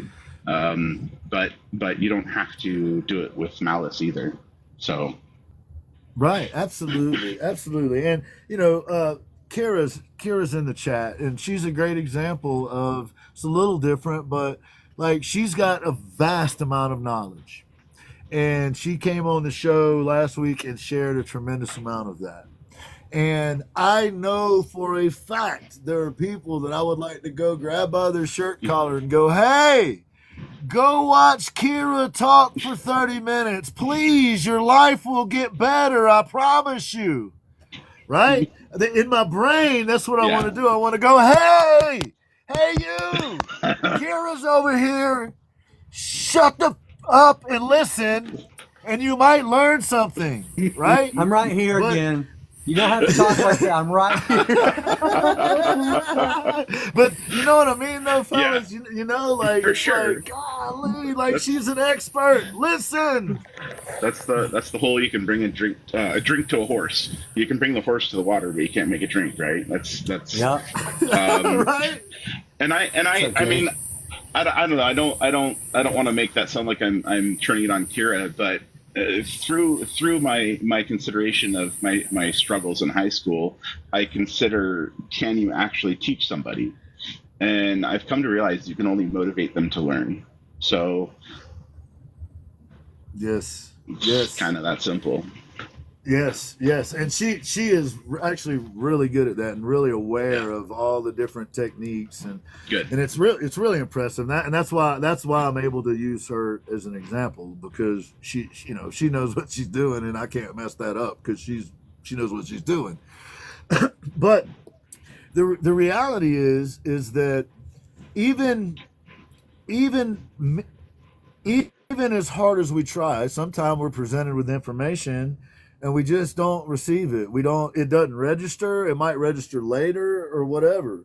So the other thing that I always try to shoot for, and I know that you do this, Wofty, and it's another area where you're an inspiration, is to try to leave a crack, try to leave room for people to find grace for themselves, try to leave room for people to repair themselves.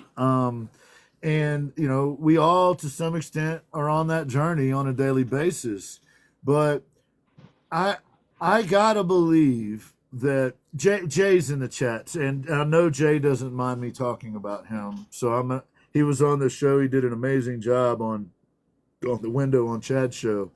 But he's a great example of this. Jay did 30 years for first-degree murder. If that's all I tell you, you should feel a certain way. Heavy. That's But the other thing I'm going to tell you is Jay did his 30 years, and the system that we have in place, which I believe to be corrupt, not for this reason, but I believe that we put a bunch of people in jail we don't need to. But Jay did 30 years, and the system that he's in, that we put together as a society, said that he had done his time. So as far as I'm concerned, if I don't accept Jay with open arms and give him the opportunity of some grace to be able to be reacclimated to the community that we live in, then what are we doing?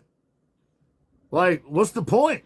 If there is no way for Jay and I to be friends. Now, let's put a caveat in there. For me personally, just as a human being, as Wofty and I talked about, and Chad and I have talked about this, there are a couple things that you could do that mean we're not going to be able to work together. I'm not going to go tell on you publicly. I ain't going to go spread your shit all over the place. But there are a couple things that are beyond what even I can accommodate. However, the percentage of people that commit those crimes are less than 1%. Less than 0.1%, actually. So the chances of me running across somebody randomly in public that fits that purview is not very good. So I don't want to walk around treating everybody like they're that. Yeah.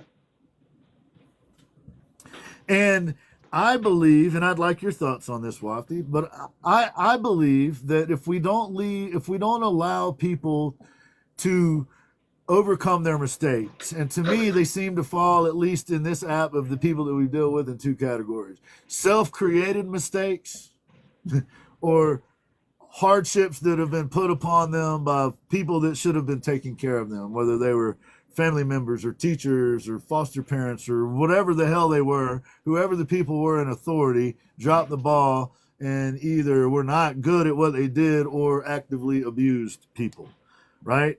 And the reality is that whether you fall in either one of those categories, you got to be able to climb your way back into society. And if we don't provide the space for that, it seems to me like every year that goes by, there's just going to be a whole bunch more people that are no longer a part of society. Yep. And what's the point? Once again, what does that mean for Chad's daughter in 20 years? What kind of world is it going to be in 20 years if we never leave any room for people to overcome their mistakes. And it really is a tragedy. I mean, especially when you're talking about, the rights that are given to us constitutionally and the rights that are inherent in all men, that are women and men and everybody between and beyond. Sorry to just say that mankind part. Forgot where I was going with that on my little tangent, to be conscious of everybody. So yeah, I mean, these are they call them inalienable rights, right? They can't be given away, they can't be taken away. So how are we going about this and then taking people's rights away? Like you're literally taking somebody's right away to live. Their quality of life is going to be extremely diminished because it's going to be harder for them to have a job. It's going to be harder for them to have housing. It's going to be every aspect of their life is going to be more difficult. So we can't keep doing that. We just can't. I agree. And part of redemption has to do with that journey of what one was on that particular moment or that particular day and what they are today, right? And all of us tend to want the benefit of the doubt. Oh, that, I made that mistake, but I'm not that anymore. Well, then we got to be willing to give that same benefit of the doubt to other people, right?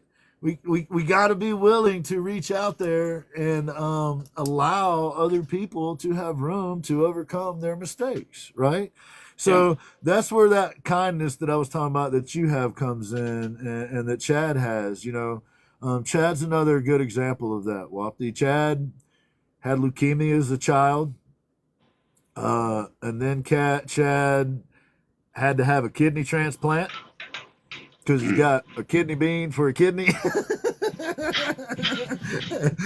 And then three kidney beans for a kidney. And then Chad went through similar type of chemo that Shannon's going through twice. Fought for his life twice. Yeah. So for me, because I care about him and I know what he's been through, when somebody goes after him on some petty shit, it really hits me the wrong way. It's really hard to accept that. Thank you, Darcel. There he is, Darcel. right there, that handsome fellow. Thank you so much, Darcel. You're amazing. But you know what I mean, though, Lefty? Like this dude's been through a lot, but look at the grace he carries himself with. Look at the amount of kindness that he affords other people. Now, I know people before that have been through one bout of cancer, and they're super bitter about it, and I ain't mad at them. I don't think it's doing them any good to be bitter about it, but I ain't mad at them. I understand. But I think this guy right here found the right prescription, and we've had conversation, and that wasn't always an easy journey. There was a time when Chad was like he wasn't sure he wanted to do that either, but somehow he drug himself up, and he kept getting up, and he tried again the next day. He's going to get up. He's going to try again tomorrow. I don't want to tell stories out of pocket on you, Chad. It's not my place to do that, man. But is that okay? Like to go that far to say that No, go right ahead. To my understanding, as Chad was going through his chemo treatments, he at one point came to the conclusion, I'm not sure I want to do this. I don't want my daughter to have to see me be this sick. I don't want my wife I don't want all the people that care about me just to have to take care of me all this time. And then they rallied around him and told him he was full of shit and they wanted him around and you better be here. And they kicked him in the ass and he's still here. Right. I'm summarizing. Oh yeah. True though. Very true. I was done with it. I didn't want my family to watch that anymore. I applaud you for finding a way to keep going. I don't know what you dug into to do the work to keep fucking trucking along, man. But I'm so grateful you did, sir. Meeting you really changed my life even, and that's just 3 months ago that I ran into you guys. Thank you, Wofty. You changed my life as well. I'm gonna be very honest about that. Humbled to even have that impact on anybody, right? But I've held friends' hands in the hospital bed while their heart's failing and they're dying. Like I've heard last breaths. Um, I've carried friends that can't even move to a car, but they don't want to call the hospital and they don't want to do things. They just want to get to an appointment. Carried them to the appointment just because they need to get carried. When you're going through something that people don't tell you you're going to make it out of, that really puts a massive perspective that some people just can't break. I'm never going to judge anybody for doing what they have done. But I'm always going to appreciate those that keep trying to live this world, and not only that, you're freaking making it better. You're being the change. Yes. You're putting an effort to build a community, to do these things. Like you're doing something. And if 18 years in the funeral profession taught me anything, it's that life is fucking short, so you might as well start living it. Yeah. And I 2017 almost ended my life. I had an injury in my neck that threw 14 blood clots into my brain. I somehow was completely conscious and aware the whole time. I have some permanent vision loss and a little bit of speech and language issues still, but the vision loss is probably the biggest outlier. But seeing on my medical record what I've seen on people's death certificates my age, kind of makes you put things into perspective a little bit. Just and I don't see that as a close call, but if this clot grew for another week or so and didn't break up into 14 smaller clots, it would have been a game out, lights out, done right there. It was my left artery that feeds my brain. So it's a nice big fat one, and if it would have had a big clot, it wouldn't have. It only gets smaller from where it was at, so it would have been lodged and would have shut off the blood supply to my brain. But for whatever reason, here I am still trucking. Yeah, I get that bit when you're talking about seeing, people's cause of death, and you're dealing with that. Both my mother and my stepmother of 30 years passed away within 90 days of each other, and each of them died from things that I have had and beat. So it really puts a perspective on you. I saw just kind of the opposite flop of what you did, so yeah, I get that. And hey, can I add to this conversation just before we go out, because we all do happen to be men. And I've had the same conversation with both of you, or similar conversations with both of you about, the changing way we as men need to think about things and navigate. Me, I will speak just personally for myself. Like I've talked with both of you before, I grew up, my mom was, a teenager. Dad wasn't doing the right thing then. He did come around. There were people in my family that were really good. There were some in my family that weren't. And there's a certain thing, especially being from the South, there are certain things that as men, we're not supposed to do, right? Not supposed to show. And it isn't just a Southern thing. I'm just trying to say that there were some additional racial caveats and some bigotries that were interwoven into there that have to do with some other things. But I came from a world, even my story, if you just tell the general story, I grew up, went in the military. That's how I was able to get out of where I was. And that in itself is an act of violence, right? So as a man, I've been rewarded for being capable of violence. I've been rewarded because I could hold my own. And that's a shame, right? Because if I look back, I think that a lot of similar things could have been accomplished with a lot less violence. So part of my journey is literally trying to rethink about how we approach certain situations. Because, like we were talking about earlier, you know, when we were young, or when I was young anyway, in the neighborhoods that I roamed around in, got my ass kicked in. You said the wrong thing, you got clocked. And if you were small like me, it didn't matter what you said, you're going to get clocked anyway. But as adulthood came around, it got a little more serious. So part of what I believe has to do with redemption is the accountability. And I think in part, as misplaced as it was, it did provide some level of accountability, right? You said the wrong shit and got checked, you modified your behavior, right? I'm not saying that's a good thing, but what I'm saying is I think we have to replace those structures with a different type of accountability. And in order to do that, we as men have to step forward and be willing to take some shots and be willing to put up with some shit so that maybe those folks that come behind us won't have to do that. And maybe it will be more accepted for men to go, hey, you know what? If you're thinking about doing something bad to yourself, don't. Go talk to somebody. Go find a therapist. Go get help because we want you around, right? And sometimes I'll just be honest with you. Sometimes you actually have to ask, can I drive you to that appointment? Can I do this for you, with you? Can I be by your side? If they're that point, you need to really make sure that you're trying to be there for them, in what capacity might actually help them. And I'll be honest with you, it's a fine line, and you know, people will yell at me for enabling, and it's like, you know, I've enabled people for 5 years, but on that 6th year they started doing the fucking work and lived their life. So maybe I did it the wrong way, but they're still doing something. They finally decided to do the work and start living their life.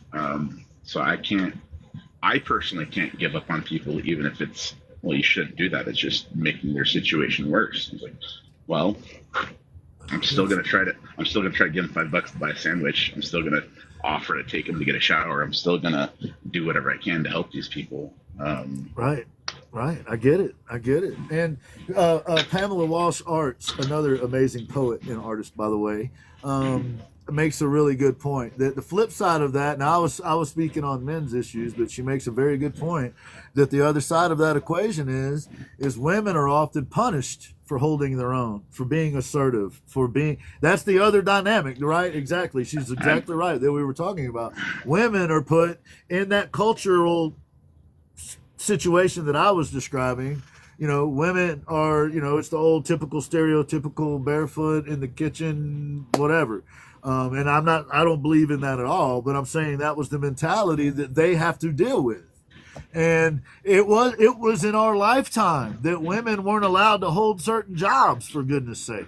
I mean, that wasn't, you know what I'm saying? That was in our lifetimes, and it still exists right now. There's still a huge pay disparity, and I know that because my wife is a professional and has been for 20 plus years, and she makes significantly less than her male counterparts, and I can assure you they are nowhere fucking close to as good as she is. Not even in the same realm.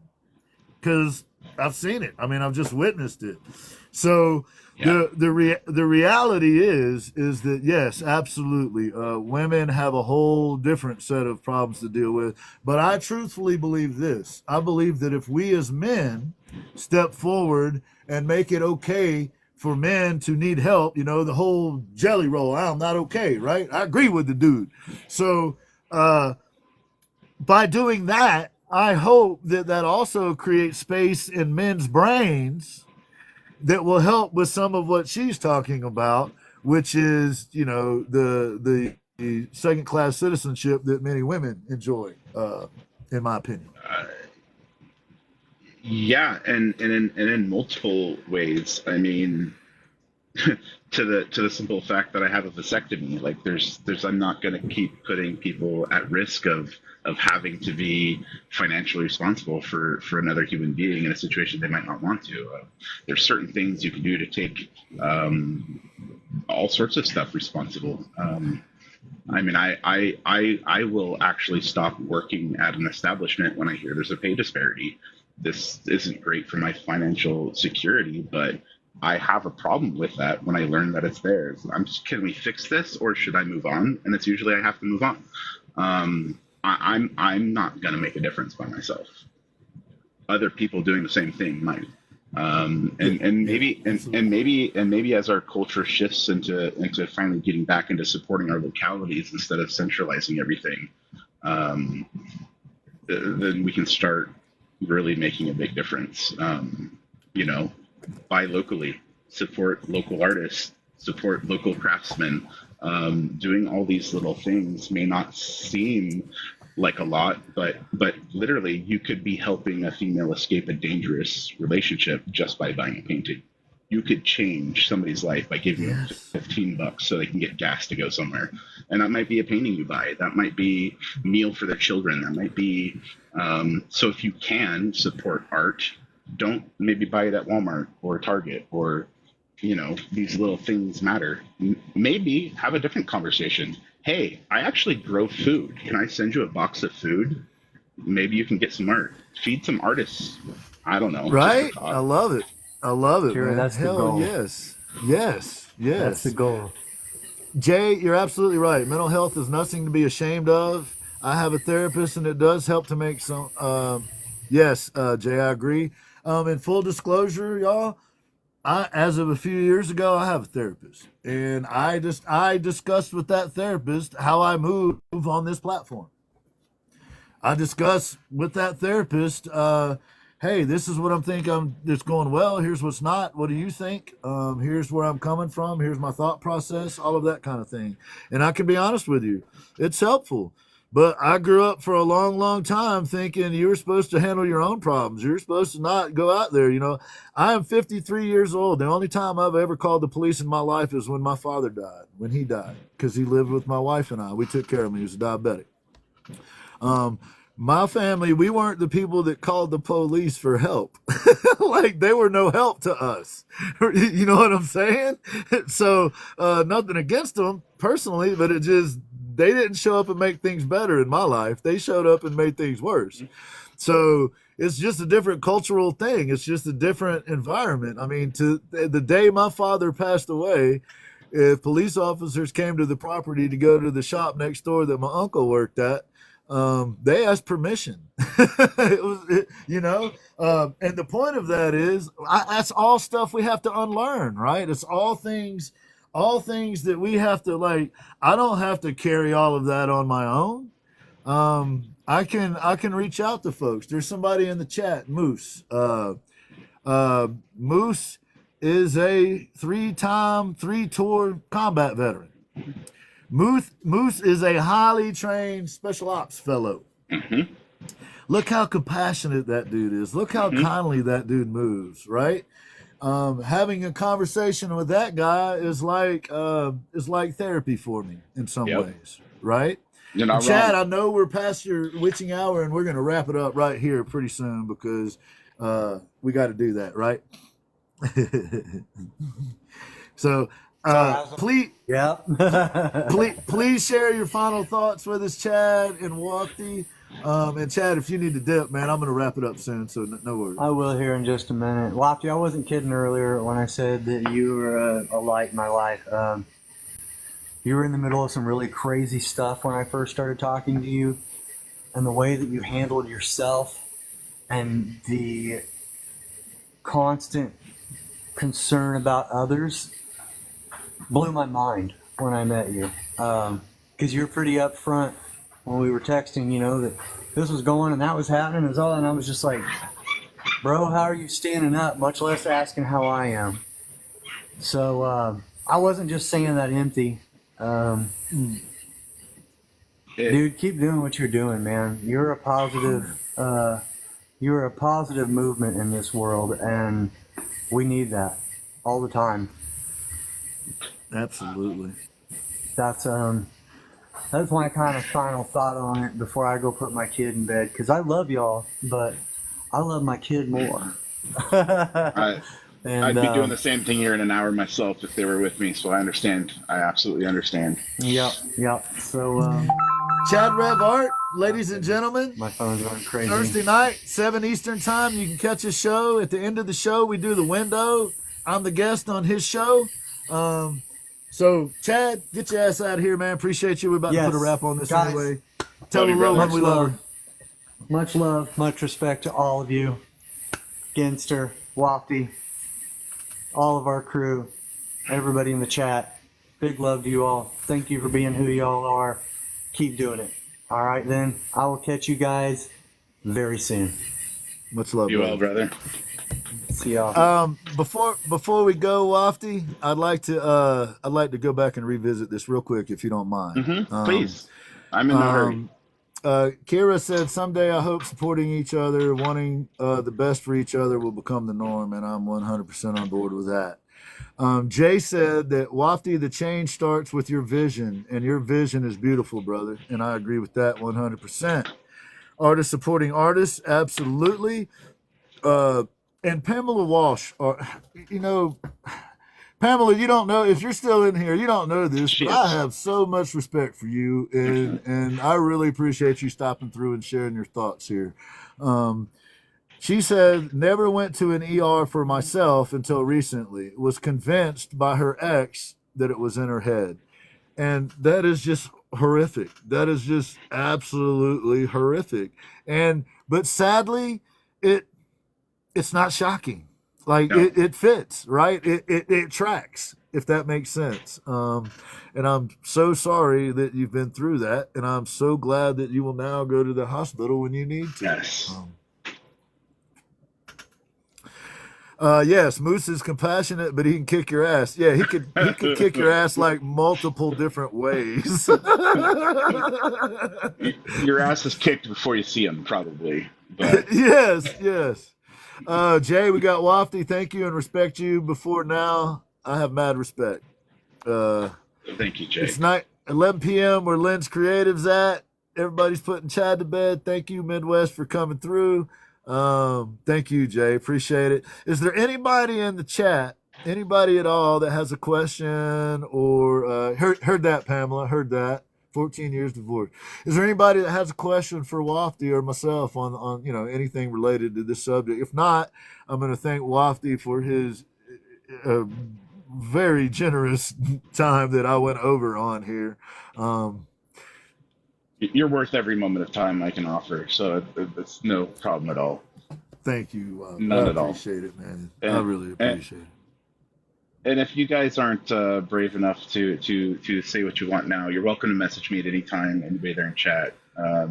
Reach out. I'm an open book. I'll answer anything. I'll discuss anything, and I love to brainstorm.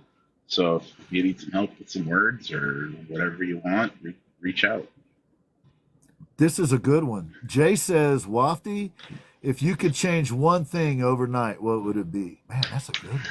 Oh, that's such a hard question for the tangential thinking I utilize. One thing.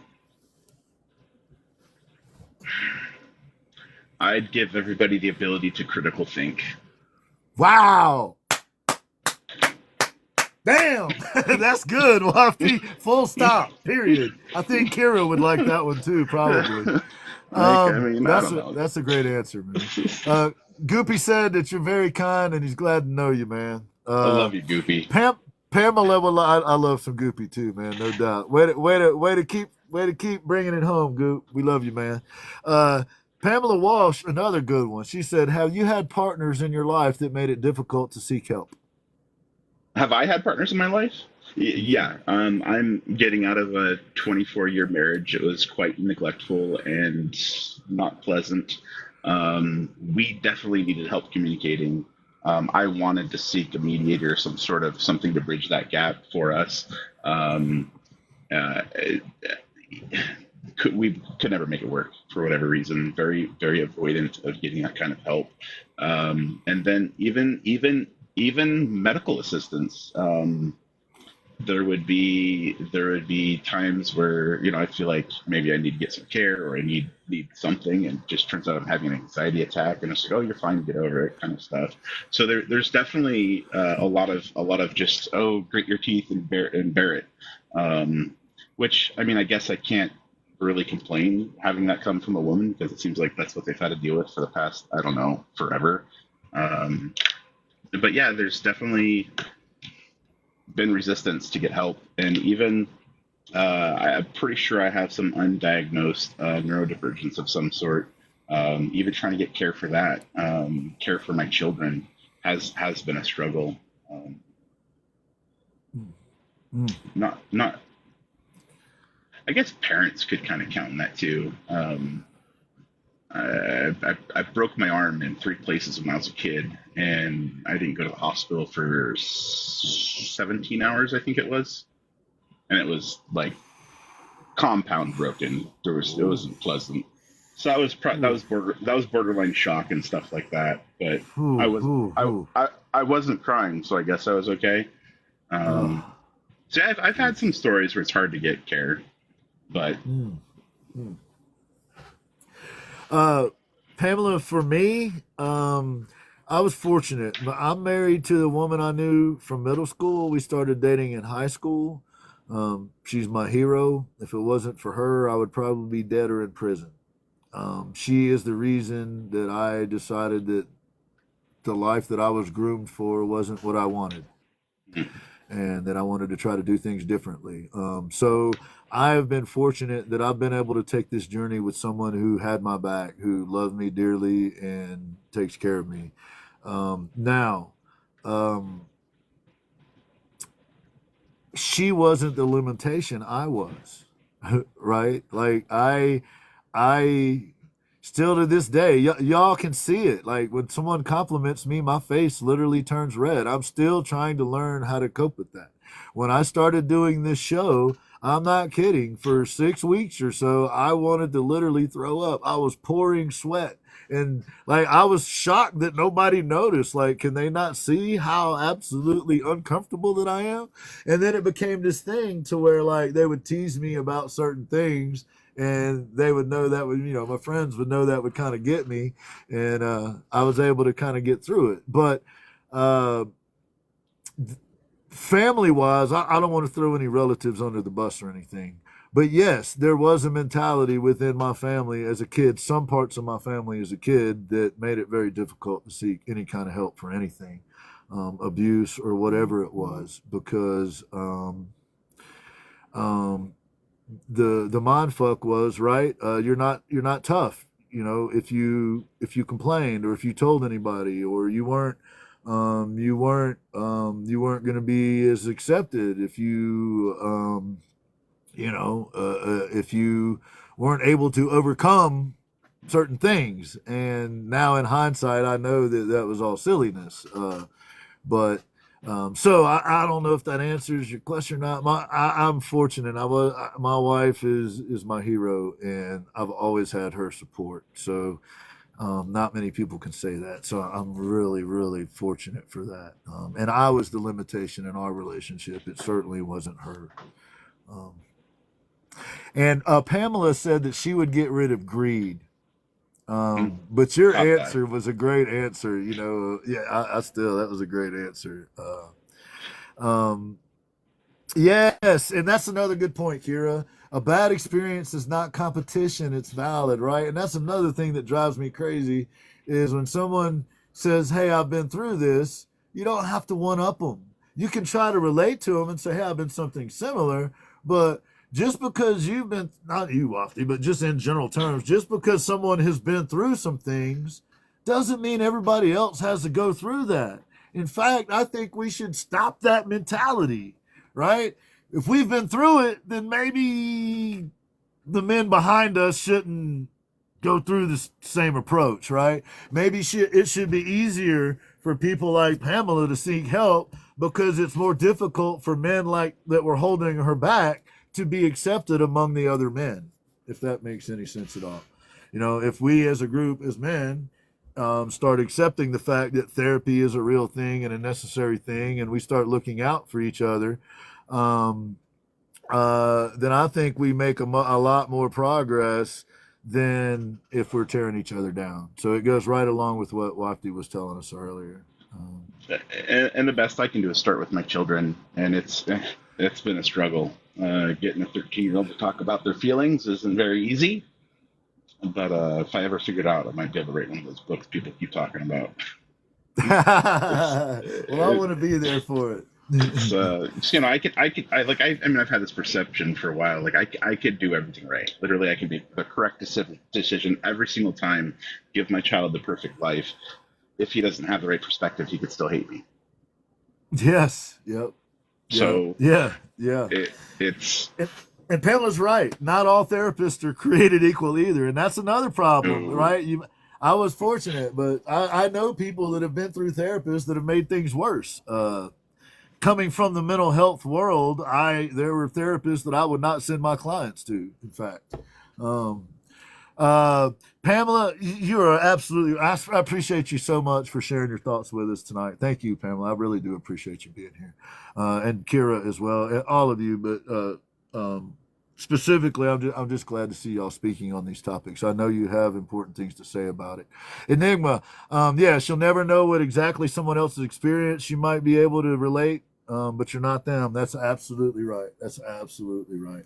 So, Wafty, man, without blowing you up too much and without embarrassing you, I just like to say one last time, man, I really appreciate you. I'm grateful for your friendship. I'm grateful for your counsel.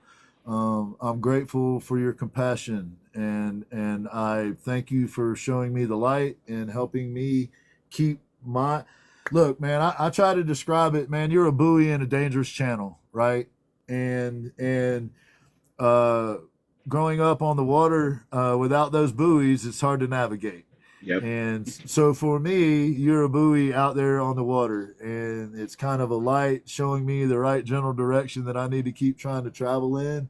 And I know that you didn't ask for that, and I know that that's not your responsibility, but I'm grateful to you for being that for me. There's a piece that I'm working on that talks about those that I find on the path that I'm walking. We may not believe in the same things, we may not have or share the same ideas, but we're doing the right things. So it's been such an honor to brush up next to you against this path and to walk with you as long as I get to you. I'm going to cherish every moment. Absolutely. Me too. Thank you, brother. Thank you. Um, Please make sure, y'all, that you give Wafty a follow, that you turn on your notifications so that when he puts something out, you can find it. It is definitely worth watching. It's a different thing, y'all. It ain't. That's why I was so excited to have him on. It ain't your typical art. This dude is art. He's just like, he's art. He is the art. And whether it's the music or his poetry or he's working on something else, I'm just glad that you're out there in the world doing it, Wafty. And you you literally spread hope by not letting people suffer alone, and I think that is just such a beautiful thing, man. That's just amazing. And thank you to everybody in the chat. Please make sure that you support all those other folks out there. Susan Nicole Art, Rick's got some shirts coming out. Hanson's got some shirts coming out. Tiffany and Bob Not So Ross have a waffle going on to help get Tiffany to Ohio. Essay's got her Sunday Woosaw. Join it. I'm telling you, it's fun. She's a brilliant lady and an amazing artist, and you learn a little something just hanging out with her in the garden. Crimson Rose sending these postcards for positivity around. Our buddy Hanson has the hashtag also One Artist Community. Check that out. Thank you to Kira Wilson Art for being our guest last week. And if you have questions about the business of art, get in touch with Kira or go over to the YTubes and watch the interview that she did. It is chock full of absolutely fantastic information for artists and for human beings in general. I believe that redemption is part of our growing process. And I would like to leave the door open for as many people as possible to crawl their way out of dark places. And if anybody's willing to be with me on that journey, then thank you for doing so, and I really appreciate it, and I won't take your confidence lightly. Uh, Considering doing a poetry book, you should, Pamela. You do some amazing poetry. I've seen you over there with the Lady Shines and the Davinos and the Devlin 313s and Angel Tony and some of the others And over there. in fact, Pamela was one of the motivated me to write one of the first pieces I wrote when I was getting back into it. It was like the first, second, or third. It was one of those three. I don't remember what order it came in, but she was in something in Lady Shine's live doing a piece, and a few words she said just really got me down a path. And I wrote some pretty fun words about that. So she's incredible, absolutely incredible. For what it is worth, yes, absolutely. Pamela is the word I'm going to use is brave, in my opinion. I am a veteran. I am the 5th generation in my family to serve overseas in a time of war. So I was taught different things about what bravery was.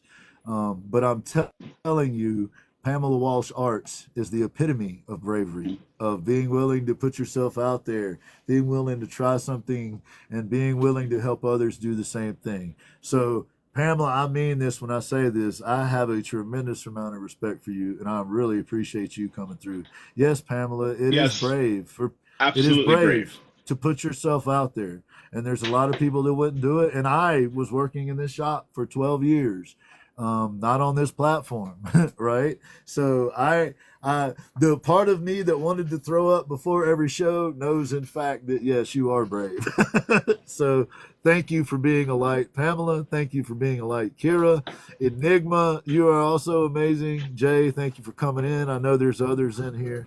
I'm going to wrap it up. Wofty, you got any final thoughts for us, my dear friend? If you have loved ones near, go hug them, call them, just tell them you love them. Whatever you got to do. Absolutely. Hey, and they don't have to be for relatives. It could be somebody right on this app. If you know somebody, if you notice somebody on this app that's struggling, reach out to them. If you're struggling, reach out to me. I'll do my best to get to you. I'll do my best. My inbox might not be as crazy as his. You can reach out to me too. Just saying. Look, if you really need to get in touch with me, it's difficult to do it through the TikTokers, but I'm trying. Reach out to one of the people that is Ramad. They have my number. They can put you in touch with me. Every person that is associated with the GIN project, that is a moderator or someone that I collaborate with, has my number and can call me personally at any time. And the reason in part that I did that is because I want them to hold me accountable. I want them to make sure that we're doing things the right way, that we aren't leaving people behind, that we are helping as many as we can along the way. So all of you, hold me accountable. You got a question? Reach out to me. I'll do my best to answer it for you. So thank y'all. Thank you to Wofty for coming on the show and elevating all of us. Thank you for everything that you do, my brother. Thank you, like I said earlier, for your counsel, for your friendship, for your consideration, and for your integrity. I really appreciate you, man. Thank you for having me. It's been an honor. All of you folks in the chat, make sure to follow each other. Every one of you are good people, amazing human beings. Keep doing what you're doing. Love each other. Be kind to each other. And when you're not able to do that, reconsider. Thank you, everybody. I hope you had a great day today. And if you didn't, I hope it really turns around for you quickly. Thank you, Wofty. Love you, brother. Appreciate you, man. Be well.